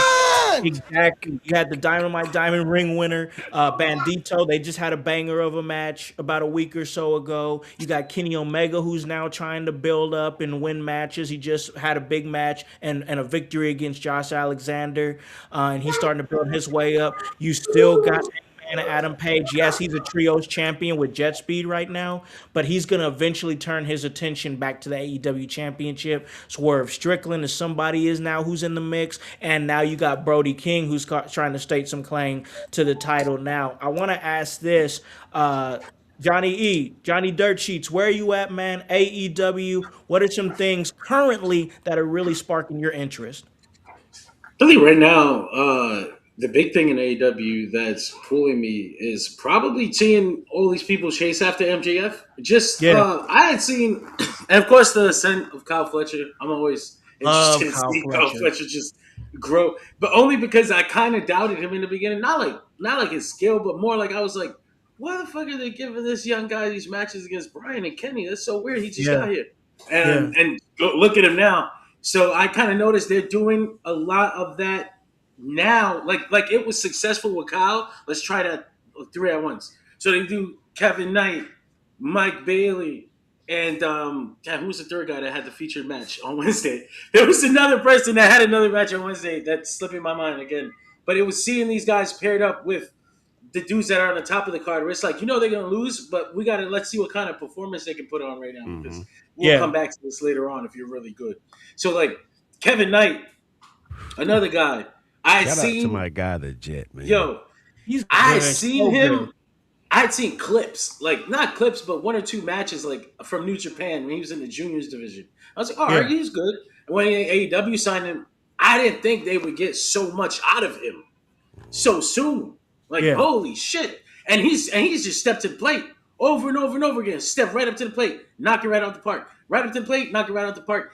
And it's like with Mike Bailey, there's not even a Jannetty on this team, because they'll give them the opportunity too. It's like, oh, another one, knocked it right out the park. So like, oh shit, they are setting up a really, really good, not even a foundation, because this is like a second tier, like right under the top. Because then when you look at the foundation, they just signed 9 fucking new young stars in 2026. I lost one, unfortunately, but like you can see the vision. You can kind of see that where they focus on their youth, and that's like one of the biggest things that's interesting me in AEW right now. Not to say anything about the WWE youth movement. They obviously got the Evolve thing going now, like, which is a really good thing. I know I'm not exactly interested in watching it, but I'm glad it exists. You know? I feel you. I'm with you. I'm not gonna be going out for that, but I appreciate that it's there. Yeah, for sure. But yeah, that's a big thing in AEW, of course. But with AEW, the pay-per-views are always like full of matches, so like their stories sometimes be sloppy and shitty, and I'm like, you know what? I don't give a fuck.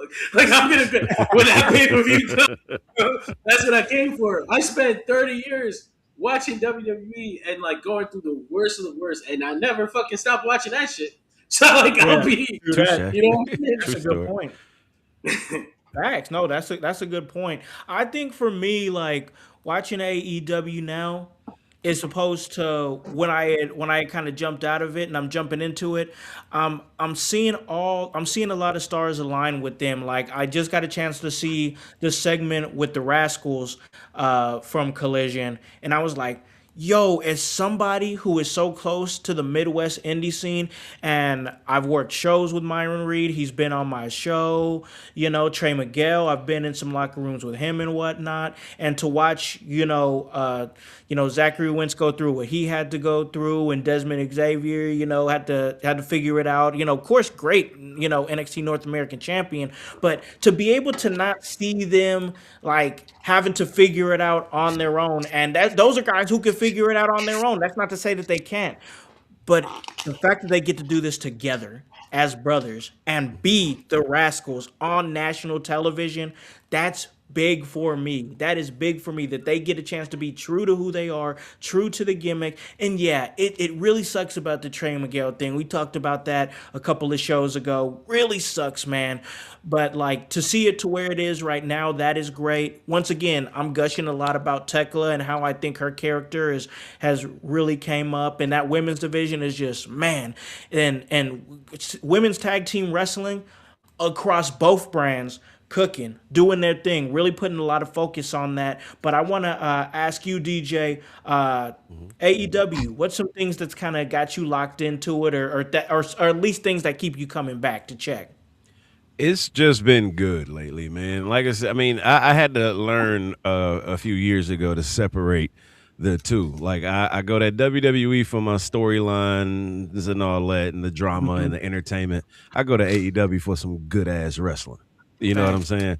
They don't miss. I'm very curious because they've been on a tear lately. The AEW has been really good, like for the last couple, year and some change or so. Yeah.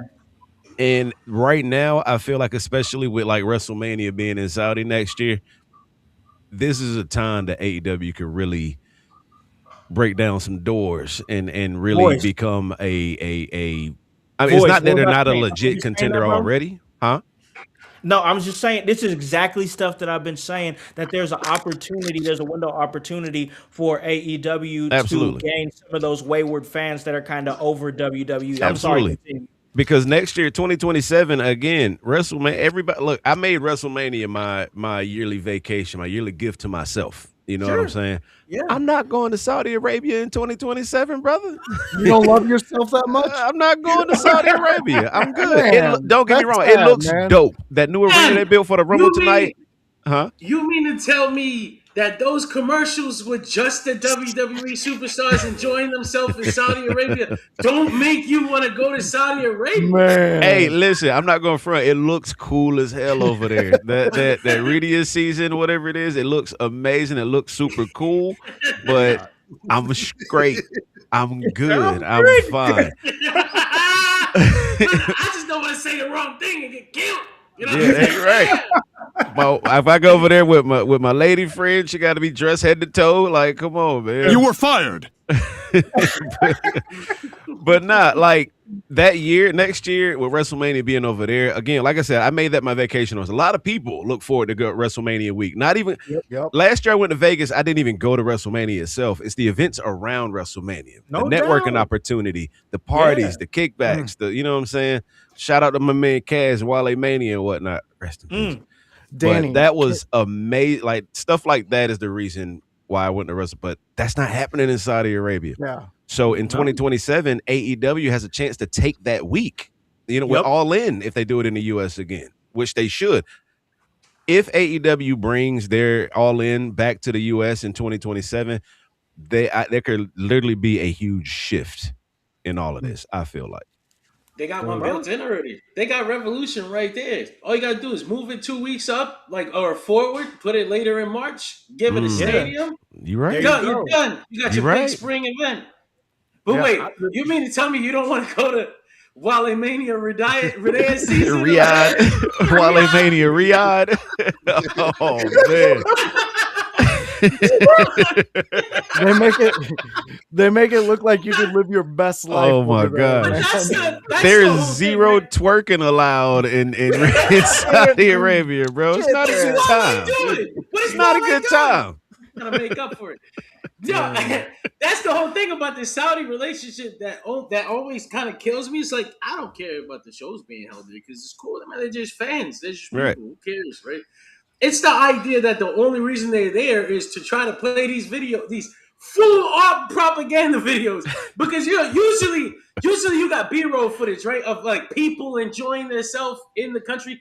They don't even got that. They gotta send WWE superstars over there to act like they're enjoying themselves, so we can put the package together, so we can make that fucking Radius season video go hard. Like what's that movie with Seth Rogen and the interview where they went to South Korea and was like, they're happy. They're all happy over here. Look. That's the only thing that's what feels nasty about these events sometimes. Like, oh god, like this is just straight up trying to and eventually it's gonna work. Eventually the kid that's 10 years old now, he's not gonna know no damn difference between what it was and what it is. He's just gonna go over there because they got the Dragon Ball theme park now. You know, so it's gonna work. It's gonna work. That's why it's just like, damn, look at them doing this shit. Crazy, man. Danny, when you were talking about the events around WrestleMania and those being like the bigger draws of a Mania, I just real quick, when we interviewed Sabu, he invited rest in peace to that legend. He invited me and Howse to come and hang out with him the week of WrestleMania. Nice. We didn't get to go. It couldn't work together, but he was going to give us like an inside scoop on all the places he was going, all the things he was doing. But we never got that chance, but it was so awesome just to have that, like that WrestleMania. That's all I thought about. Like, I wonder what we would have been doing with Sabu right now. Man, it's so like, if anybody's watching, ever been to again, WrestleMania is cool. It's great, cool, but not with the ticket prices they got currently. But everything else that goes around it, you got to think about it. Almost every pro wrestler in the industry is in whatever city. Like you go into a freaking Starbucks, I went to a dispensary and ran into Booker T and Charmel and Cedric Alexander and Swole and it's just like everywhere you go. When I went to New Orleans in '34, Shinsuke Nakamura and Dolph Ziggler just walking down Bourbon Street, just hanging out. It's like, yo, I saw you guys on TV last night. Yeah. Having a beer. Like, this is crazy. But yeah, just the stuff that surrounds WrestleMania. If you are a wrestling content creator, if you are a wrestling blogger, you do not have to go to actual WrestleMania. Just go to the events. Go network. Go network. Yeah. I'm telling you. I love that, man. That's a smart way of looking at it. You know, when we went to the Royal Rumble, and I worked the GCW show and and Wrestling Revolver show there. It was such a great opportunity. Met so many people there, and shook a lot of hands, and still, getting opportunities from that. But I could definitely say that if you can go to a WrestleMania or a big event like that houses like a big week of wrestling, like a Mania week, you definitely should go because it is a great opportunity to do some things that you didn't really possibly see yourself doing. And I got a chance to go to my first Royal Rumble last year. That was on my birthday. It was great. It was a real great opportunity. And listen, here's as far as back to AEW though. Here's what I dig about AEW. I really like the fact that just a few weeks ago, well, it was about last month. It was early last month. I went to a Dynamite, and it was over in Fishers, Indiana, about 20 minutes from my house. Got the tickets for free. It was great. It was real close. It was just a vibe. Went there with a couple of my buddies. One of my co-hosts, Hypocrisy Jones, he was there, and he came and we watched the show. What I was really enjoying is the fact that I just got so much action in that night. Got the Continental Classic that was raging on, and that was fun. And getting a chance to see people that I've worked with and been in locker rooms with. Like I got a chance to see a lady who I've worked with in many locker rooms, the lovely Miss Larkin. I didn't know she was going to be on the card, but she was there on the Ring of Honor taping wrestling Mercedes Moné. Nice. And then I was at a locker room with her a few weeks ago at New Wave Pro in Terre Haute, Indiana, and she was like, "Man, that was great for my career. It was a great opportunity." You have the Highlight Reel, who I used to manage a few years ago. They were wrestling the Death Riders. That was great. And now somebody like Jake something, who's now Jake Doyle, is now not just signed with the company, but has a tag team opportunity against FTR coming up this coming Wednesday. He's already there with Davis and Doyle, already there with the Don Callis family. I like it, man. Sometimes I just feel like, what are we doing? What are we slow burning here? Let's get these opportunities out there. I love it for guys like Trick Williams, loving it for guys like Jake Doyle, who's just coming in, being able to hit the ground running and say, "Hey, let's sink or swim." Malik, where are you at, man? What are some things that you're digging on coming from All Elite Wrestling? Man, I pretty much dig everything for All Elite Wrestling. I'm gonna jump on pause. I'm gonna continue what Danny was saying. I caught myself. Yeah, I ain't gonna not gonna let him get me. Not today. Not today. But I dig everything they're doing, and I have like wholehearted faith in Tony Khan, especially with WWE pulling this move to take WrestleMania to Saudi Arabia, which I still can't wrap my mind around today. Crazy. I just can't. I'm sorry. I know you don't view AEW as competition, but they be fools to not see the momentum that AEW is building up on, and just give them a week during WrestleMania to cook as much as they cook is out of this world to me, but that's neither here nor there. And what I said is I believe in Tony Khan, because if you're a sports fan, you got to think about everything that Tony Khan is involved in, right? Especially when it comes to the sports landscape. The Jaguars last year, the Jacksonville Jaguars, were a laughing stock in the league.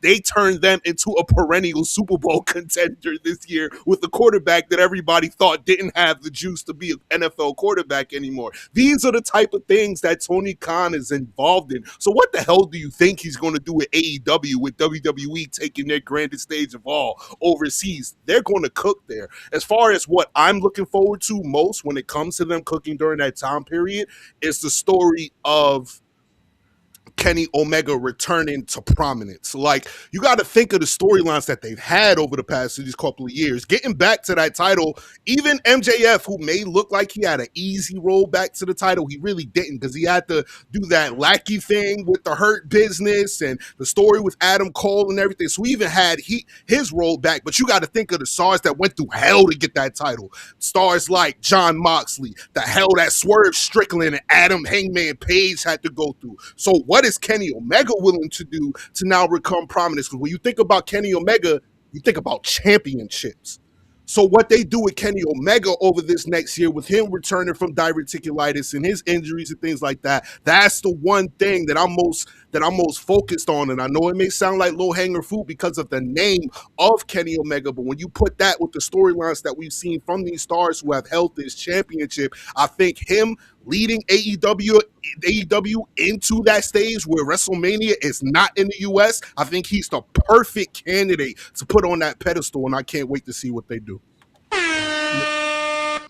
Yeah, you guys are really setting the stage here, man, for what I think could be a huge opportunity for AEW to take over that WrestleMania week in 2027. So, I mean, I definitely could, because I didn't think about that before. But now that you guys have brought it up, I'm like, yo, that is a prime opportunity. And even John saying it, like, just move Revolution a few weeks, make it big, blow it up, make it a big old thing, and like, where would you do it at? That's my thing, I guess. That that would be a big question, because it would have to be a big entertainment place. So you could always, Vegas is always a talk, man. Vegas is always a talk. If they had, well, I guess that would be wild if they did it in gone, Vegas. Right? Yeah. If it's March, are they already using the baseball stadiums, or like how does spring training work? March. I think they're already locked in. I think baseball's locked in by March, I do believe. Yeah. That's I guess that ain't no football right after football just finished. So you'll just finish, yeah. They own the Jaguar Stadium. I mean, but who wants to? I mean, I guess Florida, but who the fuck wants to go to Jacksonville, like a destination? Like, oh yeah, I love crackheads. Like, yeah, man. Okay. Are we only focused on stadiums? It gotta be like for if they wanted to be that big, as big, you gotta blow it up. Yeah. Why? Okay. You gotta do 40K, 30K. Like, why? I was thinking, man, if they could pack out Madison Square Garden, my boy, and put a show over there, that'd be huge. But I think they got locked back into exclusivity with WWE. I believe so. Yeah, I believe they did. But you guys are talking like it's got to be big, right? It's got to be huge. It's got to be. Yeah. So do the Vegas and do it in the Sphere. First wrestling show ever. You might have cooked just there. He's talking. You might have just cooked a little bit. That's exactly how you stick a knife into the king's side, man, and you start taking that crown, because you got to go big, like you guys are talking. And yeah, a stadium, I can see that. Now, I would say, speaking as somebody that went to Vegas last year, that's going to Vegas this year, I'm going to be bankrupt if I have to go again next year. I'm going to be broke, brother. The only thing about the Sphere is, like everybody's mentioned, like it costs too much, right? So if it costs too much to run, them ticket prices going to be up the ass, man. It's a con, John. It's a con. They got somebody who's going to. I mean, they got the money, but like how you got to make it back. Like I say, that return on investment. Like he could do ECW Arena and lose some money on a Dynamite. Like that is nothing. I'll make that shit back next week or whatever. But like a big ass. If you're trying to kick WWE in the ass, I think you shouldn't want the Triple H and them laughing at you too. Like, oh, they look at what they're doing, like stupid ass. We wouldn't even run this Sphere because we don't want to spend that money. We got all the money in the world. So I just think WWE is really dumb for not doing this. Did you see the UFC event that they did at the Sphere? I did, but I know that Dana White and Triple H have they got direct fucking contact, bro. Yeah. He sent them that text. He was like, "I'm never doing this again." I don't know. I think one-time thing like next year, Raw after Mania should be in the Sphere. I really do. Somebody's got to be the Sphere is made for stuff like that. Be a first. Yeah. And whoever gets that first is going to be, they're going to have a tidal wave You're right. from that. And I honestly, I think, man, much like I'm thinking I need an app with Malik, like where I can't decide on where to eat or I can't make a decision. You come on and you give me both sides, and then I make a decision, dude. Because you sway me on your man. You get behind the mic, and I'm like, where are we going? What we destroying? Let's fucking go, Hey, man. and that's I all love thanks. it. That's all thanks to my brother up there, man. He know what he doing. He a Man. cerebral assassin. Danny know what he doing, Dude, man. I'm digging it. Oh, the lowest of keys. Love it, man. Love it. All right, voice. I want to get some of your thoughts. We're still sticking to AEW. We've been locked in for a while now. At this point now, up to today, what's some of the things that's got you locked in for AEW? Oh, there's so many things that got me locked in. Obviously, the title chase with MJF. I mean, that's just going to an ATM and withdrawing money because everybody they're throwing at him are like pit bulls ready to go at him. And MJF plays that character so well to where some fans want him punched, some fans want him to keep talking. So what they're doing there's got me going. What I really enjoy, though, obviously, is what we're seeing with Willow. I mean, like I said, the reason I stopped watching was because they just cut her trajectory off when Monet came in there. Like it was like, boom, who cares about Willow for a second? And then for, she did what she does and she worked her way to where she's still someone they talk about. And she's just adding accomplishments to her career. But on the flip side, Monet's also got me interested, even though she's off TV right now dealing with whatever. Her descent into madness, in which we've been talking about for like over a month now, is captivating. So Because good. now that you've taken her away, I want her on my television because I want to see where does she go next? Who does she blame? Does she lose another title? Does that send her over the edge? I love what's going on there. Also, Daniel Garcia. There's something about that dude that still keeps me locked into him. I want to know because he seems like a Death Rider, but does he? He's Daniel Garcia. He's the dude that comes out there, does the dance, has an amazing match, and then draws the fans in. Yeah, like DG is a killer, man. he is. Great shooter. The dance like drew people in. Yup. But he also had great matches that you know what I'm saying. Exactly. But I'm missing. He still has great matches and great segments with the Death Riders, but I'm it's something that's not there anymore. I feel like with him. I don't know what it is. It's like I still want to watch him because I know of the matches that he can have. It's fantastic, but like every time I see him strolling out with the Death Riders puffing out his chest, I'm like, "Hey Daniel, what the fuck you doing, homie? Like what's going on, man? You got something in your chest you got to get out? Let's get it out, man." But I love what he does in a ring, so that's why I'm drawn to it. Right. And honestly, I'm waiting for the next Continental Classic. And that tournament is so fucking good. And I wish WWE would look over and see the cheat sheet and steal some of that over there because that's the way to do a tournament. I love it. I think with guys like Daniel Garcia, and it's not for everybody. This isn't the same for everybody. But there's guys like Daniel Garcia and Wheeler Yuta where it's like, damn, you got everything. You got everything. What are you missing? What are you missing? Juice, a little bit of juice. Yeah. Like, a little bit. I ain't saying you gotta go get addicted and fuck your heart up. Right. But a little bit, and that's like, okay, well, you could just go to the gym or whatever. Some people ain't built like that, all right? Sometimes we gotta look outward. It's a professional wrestling, like it's not like fucking football, like you're not cheating, you're not like it's just look, you're supposed to look, it's all for cosmetics. So Gotta if look you the wanna part. you gotta change the way you look. Bro, we mentioned Kyle Fletcher. Kyle Fletcher came in, he was a skinny dude, bro. He was like, he looked like just like them. Look at him today. Yeah. He's fucking Great. ripped. He's jacked. He got tattoos. He got the chain. He got the whole shit. He changed his whole look. It's not just the juice, but a little bit of juice, a little bit. Look Yeah. at AJ Styles when he left and came back. You telling me that's his steak? Hell no. Yeah, that's elk steak. He was hanging out with Rogan. Ilya It's just Dragunov something- came back. Jack. Yo, Jack. And Chad Gable is insane Chad right Gable is now. crazy right Chad now. Gable's like a monster, bro.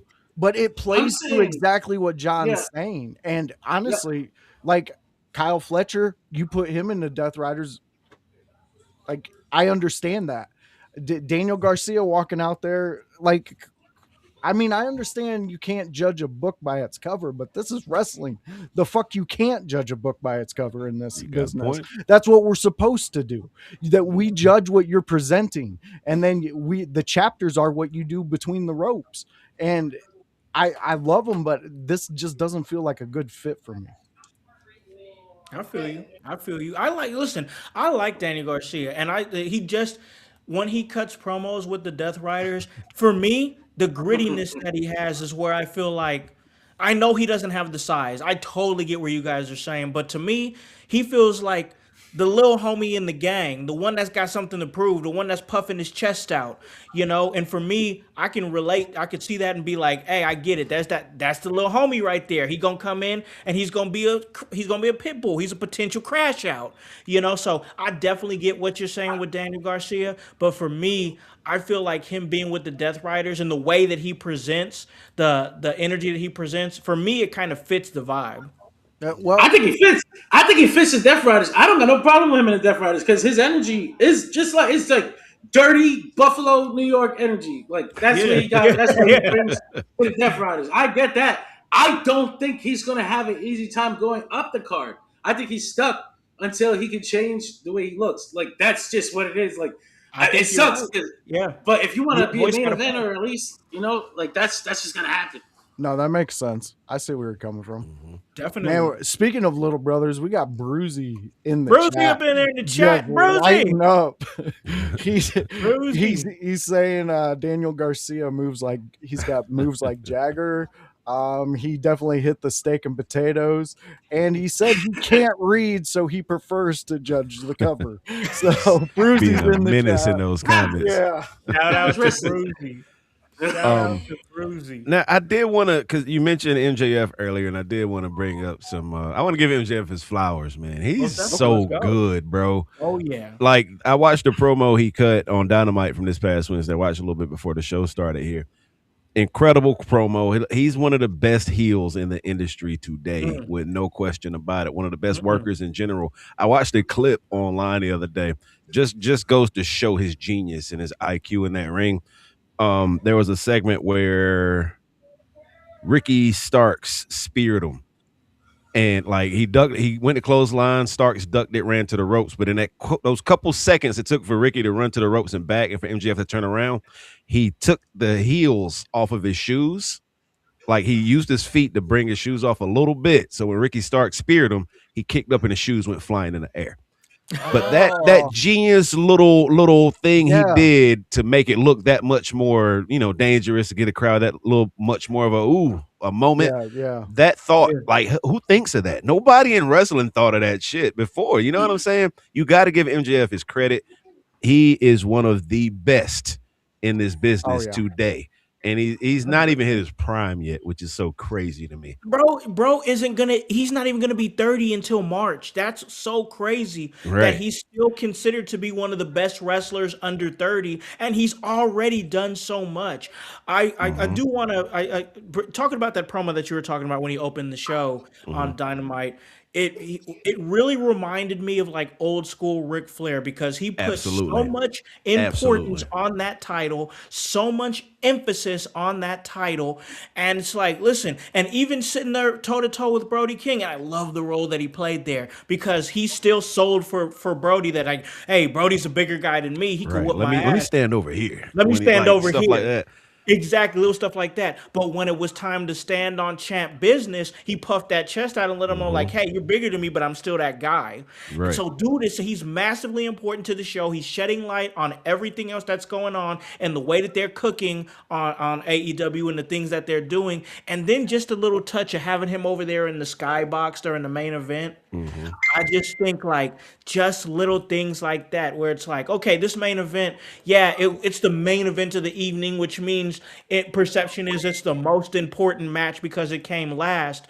But now with MJF watching, he's got his eyes on it, the championship right there in the skybox, the beautiful woman right there watching over. It just added a layer of importance to the main event, and I just love it because everything MJF does matters. I agree. The way he puts over his opponent by saying, a little slick shit to the crowd and whatnot, and mid promo, he'll stop and address the crowd just to get them back into it to put his Yep. opponent over. He's so good at what he does, man. He really is.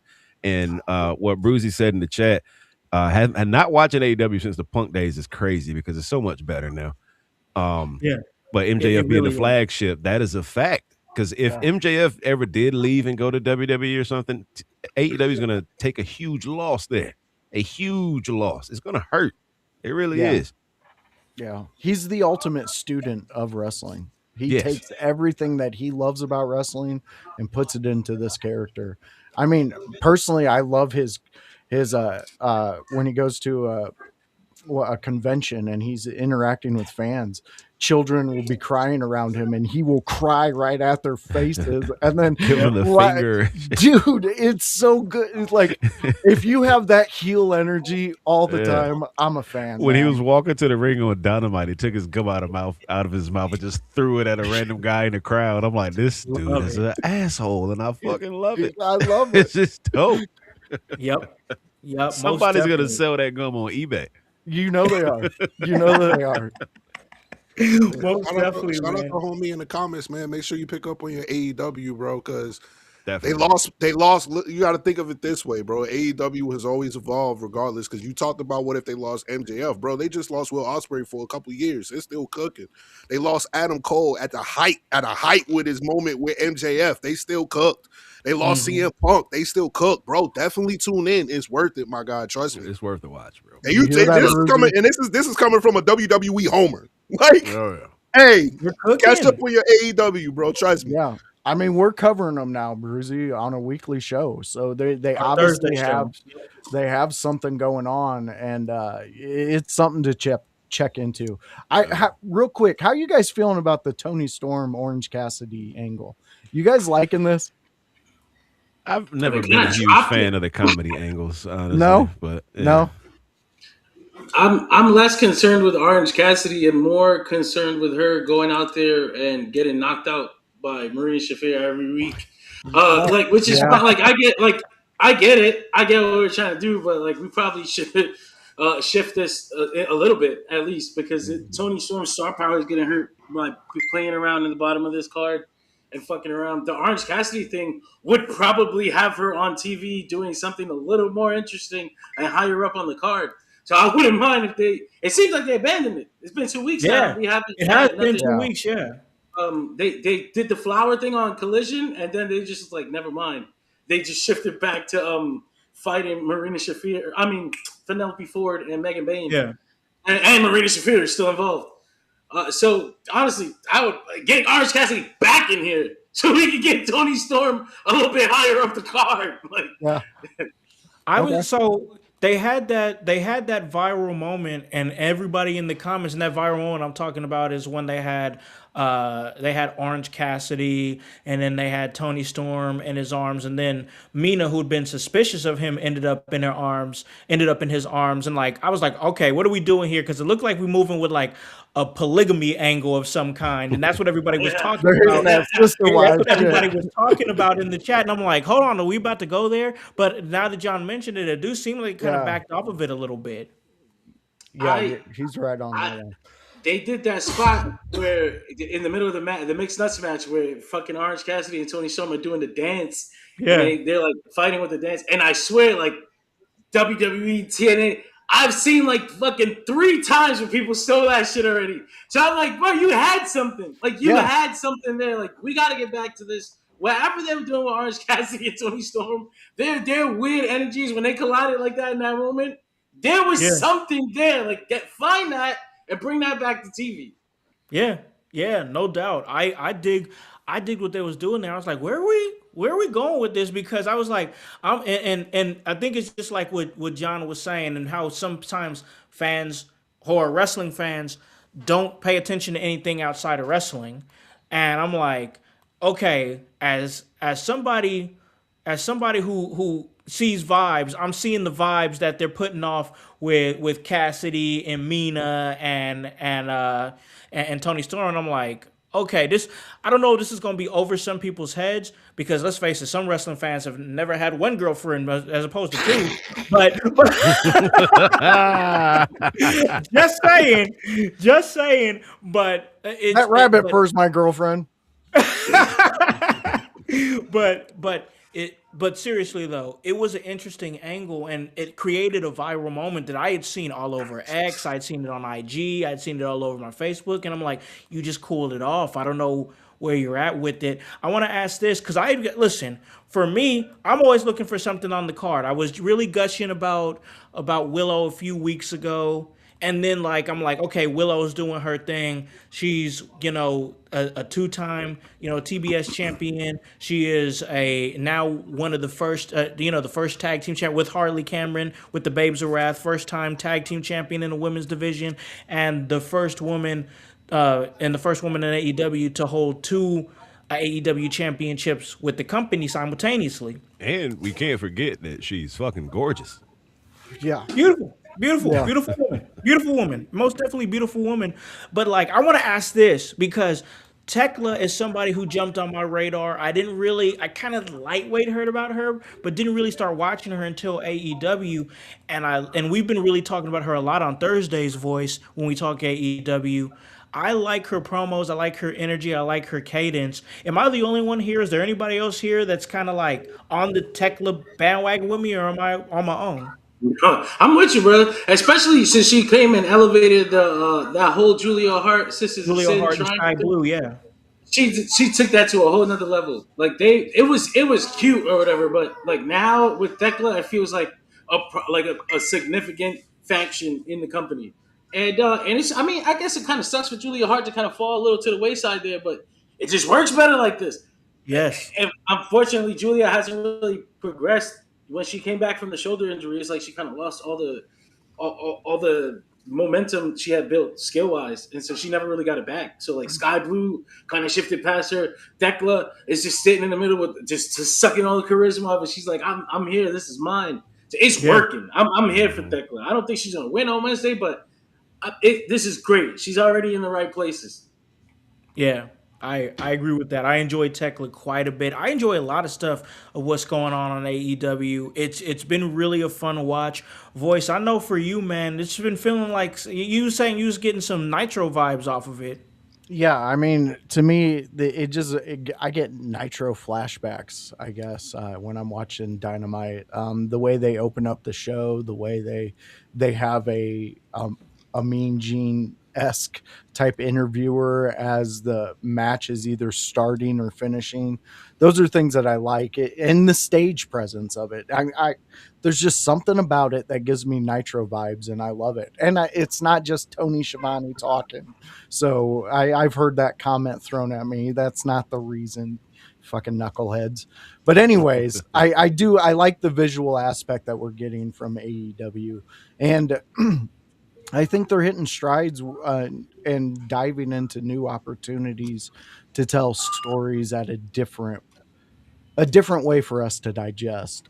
We get so complacent in the way that we expect. I need to know who's the heel. I need to know who's the face, who's the champion. Like, I get that there's structure to it, but there's just ways that they're giving us things, like again with the Orange Cassidy and Tony Storm thing. That was a thing that it was probably drawn up in between them in the match, not knowing if it was going to hit. Boom, they do it. It hits. There's a little momentum. They ride it, and now it's off. I don't know if they're going to bring that back up later. There could possibly be something that rekindles that relationship, and they do ride that wave. But again, it's a little different because WWE, on the other hand, if something hits and they start seeing momentum, they push it. They'll try to give it its opportunity somewhat. There's other times that they do not, but and I know it takes a long time, as John pointed out so eloquently in the beginning. But I think that AEW is just in the right position right now to take command Yeah. of that second spot, if not take over the first spot. I think the biggest thing is that and I noticed it last year. Last year's WrestleMania season, there were for some reason WWE PR had mentioned AEW like 3 times in negative like during WrestleMania week, Which where it is was like, wild. damn, you should Crazy. probably focus on yourself. And then AEW comes out and they have that Spring Break Dynamite like during WrestleMania week. It's like the best fucking wrestling show of the whole Right. week, Yeah. and they Yeah. never Right. said or never looked in WWE's direction and kept that energy going for the rest of the year and to this day. Right. So I was like, that was a really big help. Like Tony Khan just he killed the Twitter shit. Probably opened up a burner and started just letting out on that side and just fucking I'm not gonna focused fucking on take the this. show. Yeah. And don't get me wrong, like I actually do. Like I've never been one of those people that's like, well, why doesn't he stop tweeting and focus on the show? Like I can focus on my work and tweet, so I don't think that this billionaire can't focus on his work while he's tweeting. But I get that it's a perception thing. Like people, that's something you always have to think about, perception wise. And so he's definitely the whole company is kind of taking that attitude. And it's just worked. It's worked. Yeah. If you could keep that going for another 12 months, it's gonna peak out right before next spring, and that WrestleMania is gonna have all this goodwill and energy going into it. So I'm excited to see how this turns out. Yeah. You saying that brings me back. So y'all remember when we interviewed Will Ospreay and I asked him about the Yeah. comparison to Mhm. WWE? He was like, "Nah, we just feel like we the best." No, they really feel that way, and that's Yeah. Right. you can tell by the way they've been moving ever since Will kind of said that. They've kind of been moving that way, Yeah. and it's Yeah. the absolute truth. Like, there's no need for us to even talk about WWE or refer to them, even when they're taking shots over here, That's- because we really are the best over here, and they carry Right. themselves as such. For And real. that's one thing I always like John said, that one WrestleMania, all the promo, like every podcast, every Pat McAfee show, they're throwing shots at AEW, and it's like, bro, this is your biggest show of the year. Why are you talking about another company in the first place? Right? Yep. For one, and like you said, Tony used to jump on Twitter, fuck WWE, fuck at WWE. But now it's like, you know what? I'm gonna let the work speak for itself now, and he's been doing that successfully. You know what I'm saying? Like they can go on now. They can go online. It's WWE can talk all the shit they want, but you see what they're doing over there. Like you Yeah, can talk, you can great say what work. you want, but they're proving right now. You know what I mean? They've got a real shot to really. I don't think we're gonna get 83 weeks, but I think we got a shot that there could be very comparable. Shift. You know what I Yeah. mean? Yeah. There was this thing, I don't know, I think I probably heard it from like Dave Meltzer a long time ago, but the idea that the whole company itself was for a while, and like from like 2022 to like 24, they were like the babyface company. Like WWE is like, that's the good guys. They're cool. They're like, that's awesome. We love watching the bloodline and all that shit. And slowly, with all the different actions, so many different factors, you can bring up any of the ones that you want. They slowly became like the heel company. It's like they're the bad guy again. The Saudi Arabia, the White House, the fucking, all these different things. And they've just become the heels again. And AEW, in the face of that, is just kind of slowly regaining all that goodwill. So like, it's just interesting to see, because this isn't like a WCW situation where it's like, oh, you had one peak, it was a fucking lucky thing, and then you lost it forever. Like there's like backs and forths here now. Like that's like, oh shit, like this is a whole different situation. Like the pendulum is swinging. So it's just real fun to watch. I mean, it's fun to watch both companies. As an observer, I like seeing the whole industry this way. But it's fun to have a company to root for too. Like not so far as, like I said, as an observer, you watch the whole industry. So like, if this is good, this is good. If that's good, that's good. That's where I'm at. But it's also funny to see, like, look at these motherfuckers go. Like, Yeah. good on you, man. Keep it going. Yeah. This just in, John, too. We found the burner account Tony's using. It is Moose Dick 619. So be on the lookout in the comments for that one. That is Hey, Tony yo. Khan. Love it, man. Love it. Listen, I've loved this conversation, man. It has been a blast to get my guys over here from Dirt Sheet Radio. Finally made it happen, man. And it was an absolute blast. So when we conclude the show, I always love to give our guests here an opportunity to plug anything that they want to plug, upcoming appearances, podcasts, where can they catch you out, everything that you're doing. I'm gonna start with my man, the good DJ over here. That's DJ Danny Ocean, brother. Appreciate you coming on to In Your House. And man, where can they catch you in everything you're doing? I'm gonna do this part in auto tune. All right, let's go. Let's go. I got a lot going on, to be honest with you, man. First off, make sure you follow me at the Danny Ocean Show. I'm on Instagram, Facebook, YouTube, and TikTok. So I'm on the radio out here in Eastern North Carolina. Of course, y'all know 101.9 Kiss FM. Shout out to them. The ratings just came in for the last book of 2025. We are up exponentially once again. Hell yeah. And, because we were up, that's what actually, because my show was 7 to 10 since I started on the station, but since my show is doing so well, I got an extra hour now, so I'm 6 to 10, which is enjoyable. It's more work, but it's enjoyable. That's awesome. Yeah, man. United Pro Wrestling. So I work for an independent wrestling league out here in based in North Carolina. United Pro Wrestling. We've done last May, was it, Malik? Yeah, last May we brought Ready or Not. We brought an event to New Bern. Ready or Not. Facts. And it sold out 3 times.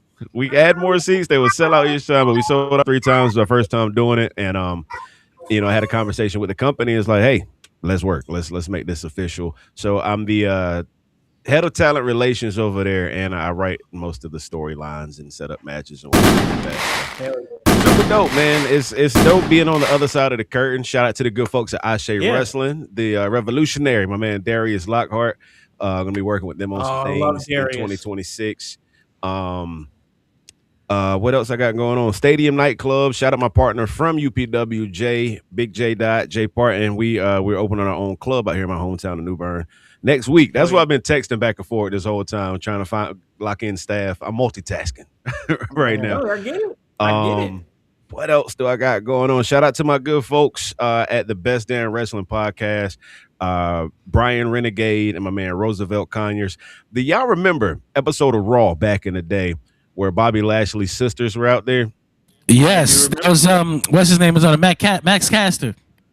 He was. Come to think of it, yeah. But one of the other sisters was my man Roosevelt. He's from out here in North Carolina, but he's also had NXT matches. He got squashed by Veer Mahan once. He's coming. I worked the show with him in Illinois. Okay. It was it was Macomb, Illinois. My buddy who was the booker of the show, Sam Knight, he brought him in and I got a chance to meet him. Yeah, he was cool as hell, man. Roosevelt is so cool, man. But Roosevelt and like I said, Brian Renegade, they have their podcast, but they actually started their wrestling thing called Mall Mania, where they go to different malls around the country and host wrestling events inside the mall. They booked me to DJ the 2 they've done so far out in Greensboro at Four Seasons Town Center. Amazing event, super dope. They did a Sir Mo from Men on a Mission passed away last year, and him and Roosevelt were really close. They did a memorial to him, Battle Royale memorial for him. It was amazing. But Mall Mania Vegas, WrestleMania week coming to Vegas. I'll be there for that too. About to be a movie. Shout out to Mall Mania. Shout out to them. And then, of course, Wrestle Lit. Wrestle Lit, I feel like, is going to be taking the place of what Wale Mania did for WrestleMania. You feel me? Shout out to Cash. Shout out to Wale. Shout out to Andrea, the entire team from Wale Mania.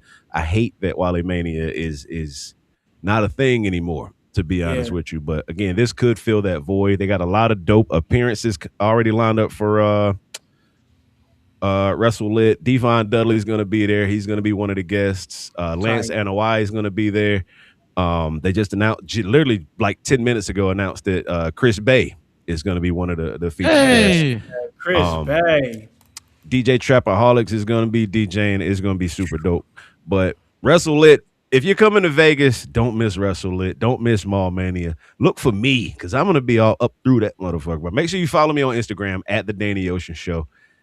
It's a lot. I told you, it's a lot. I do a lot. Hey, you're a man that's working, man. It's respected. You're out there working, grinding, and doing your thing. Most Non-stop, dude. definitely. So I respect that grind wholeheartedly. My man, MMW Malik, man. I know you got some things. You got some things moving and things working. I love to hear about it. Where can they catch you and everything that you're doing?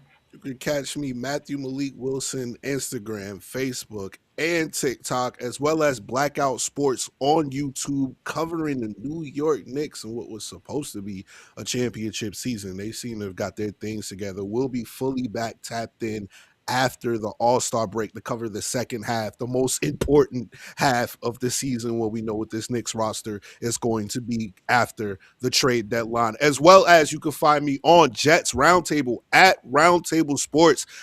Locked in, had an amazing first season covering the New York Jets. It was heartbreaking, and I lost my voice a whole bunch of times. Danny know I got a tendency to crash out about my football team. So Big crash out. If you like football and you want to see somebody crash out, go to Jets Roundtable, X, Instagram, TikTok. Make sure you give them a follow. And of course, man, the 3-ski.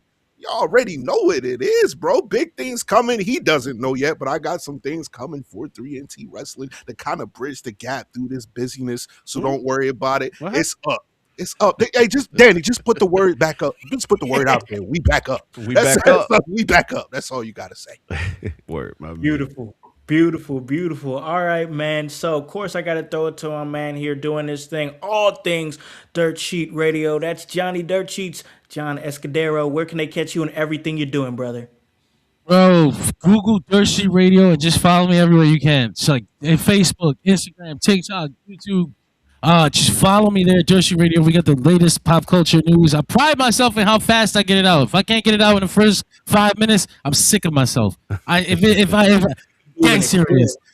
If it definitely check us out, but also we have really big content coming this week as we interviewed Daniel Warren Johnson, DC Comics, Daniel Warren Johnson. So definitely check that out. I know he's the guy that had Batman choking out Ice and putting him in One Winged Angels. So like we're gonna be talking to Daniel Warren Johnson about pro wrestling, about life, about comics. So make sure you check that out. We done had that conversation last week. It's one of the best interviews I've ever done in my life. We were running around the room showing each other action figures and shit. It was great. Daniel Warren Johnson's gotta be like my best friend now. So make sure I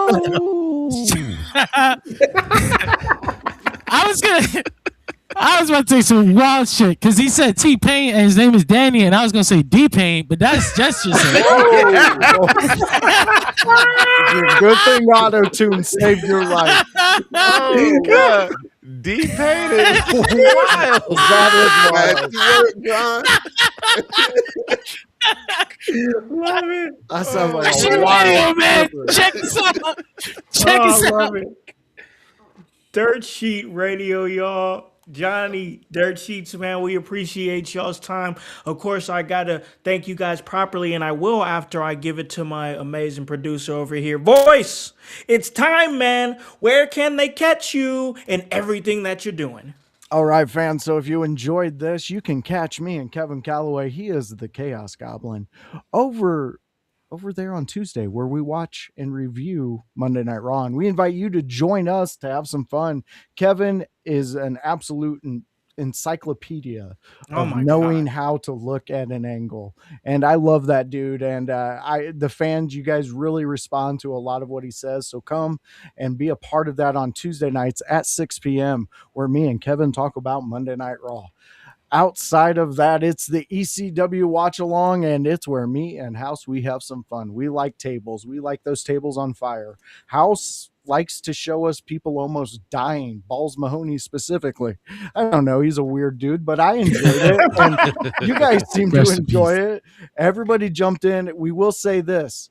ECW Watch Along was our highest viewed one on YouTube this week, and we appreciate that. That's from all you fans out there tapping in and checking us out. We can't wait to give you more content on that one. We don't know where we're going to go with what's on the next plate of the ECW Watch Along, because Howse, he likes to throw curveballs every once in a while. So you'll have to wait till Wednesday when we announce what we're going to be watching. But that is 6 p.m. on a Wednesday. So on Thursday, you know what it is. It's a fun time. It's a dynamite time. It's where me, Howse, OG Tony, we sit around and we watch and review AEW Dynamite. We give you what we liked, and we invite you to come in and tell us what you liked. It's been a fun project that we just started. OG Tony, biggest get that we've gotten in IYH in a long time. He's definitely adding to that show specifically and in our comment sections. Go check him out there. Gonzo Sports Room, they're doing everything out there. They cover a lot of shows. They're popping up all over on my feeds. And Saturday, yes, guys, I know you promised us the last time you were on screen you were going to do your conspiracy show. Yeah, well, my daughter had a date and I had to go pick her up in the middle of a fucking snowstorm. I'm a dad. What the fuck do you want me to do? How many times do you want me to go down a rabbit hole? You know, it's a dangerous job, but somebody will do it. I'll do it next Saturday. Please just come and hang out. Click the notification, subscribe, and like everything In Your House is doing. Most definitely, man. And you pretty much coined everything that we're doing there with the ECW Watch Along, with the Dynamite Review Show on Thursdays, and everything we got going. Guys, we've got the Squared Circle Expo coming up March 27th and 28th, and we're going to be doing some live podcasts there. Who can we get? What guests are we going to have? Hey, we'll be letting you know that as the event draws closer. But I will say this, you can catch me back out there doing my thing on commentary at Emerge 94 Cold-Blooded February 7th.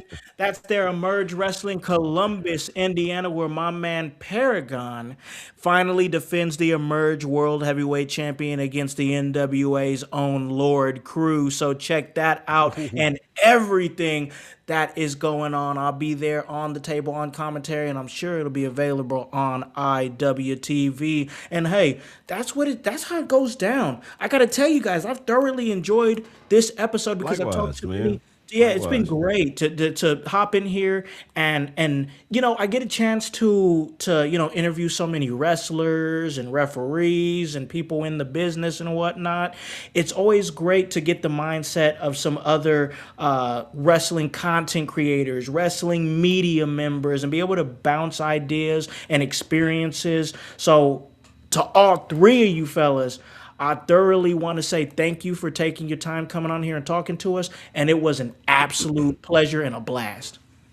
I enjoyed it. Thank you for having us. Definitely. Yeah, thank you, definitely. It's awesome. And Yeah, shout this out was to fun. you guys and everything you got going on. Like I said, you guys are absolutely killing it over here too. If I am available that weekend, I would not even mind making it up to Indy for the Squared Circle Expo because it sounds like a good ass time. Come on, bro. Yeah. Come So, sit yeah. down at the table with us. Have some fun. That would be dope, Oh, yeah. man. Yeah, That would you will dope. be more than welcomed to come down the table with us. It's going to be a great time. That is In Your House. That is Emerge Wrestling collaborating for the Squared Circle Expo, and that's all part of the work, and that's HOWSC, and the W stands for work. So once again, thank you to my great guests, DJ Danny Ocean, Matthew Malik Wilson, and Johnny Dirt Sheets, John Escudero from Dirt Sheet Radio, for the voice, Josh Joseph, and the entire team here at In Your House. My name is Alakan the Con Man House, here to remind you to tell a friend, to tell a friend, to tell a friend, to hop on this bandwagon, get on, or get gone, because the household is still going mighty strong. You guys have a great day and a great rest of your week. Peace. My DJ Danny Ocean in there. It's playing me off.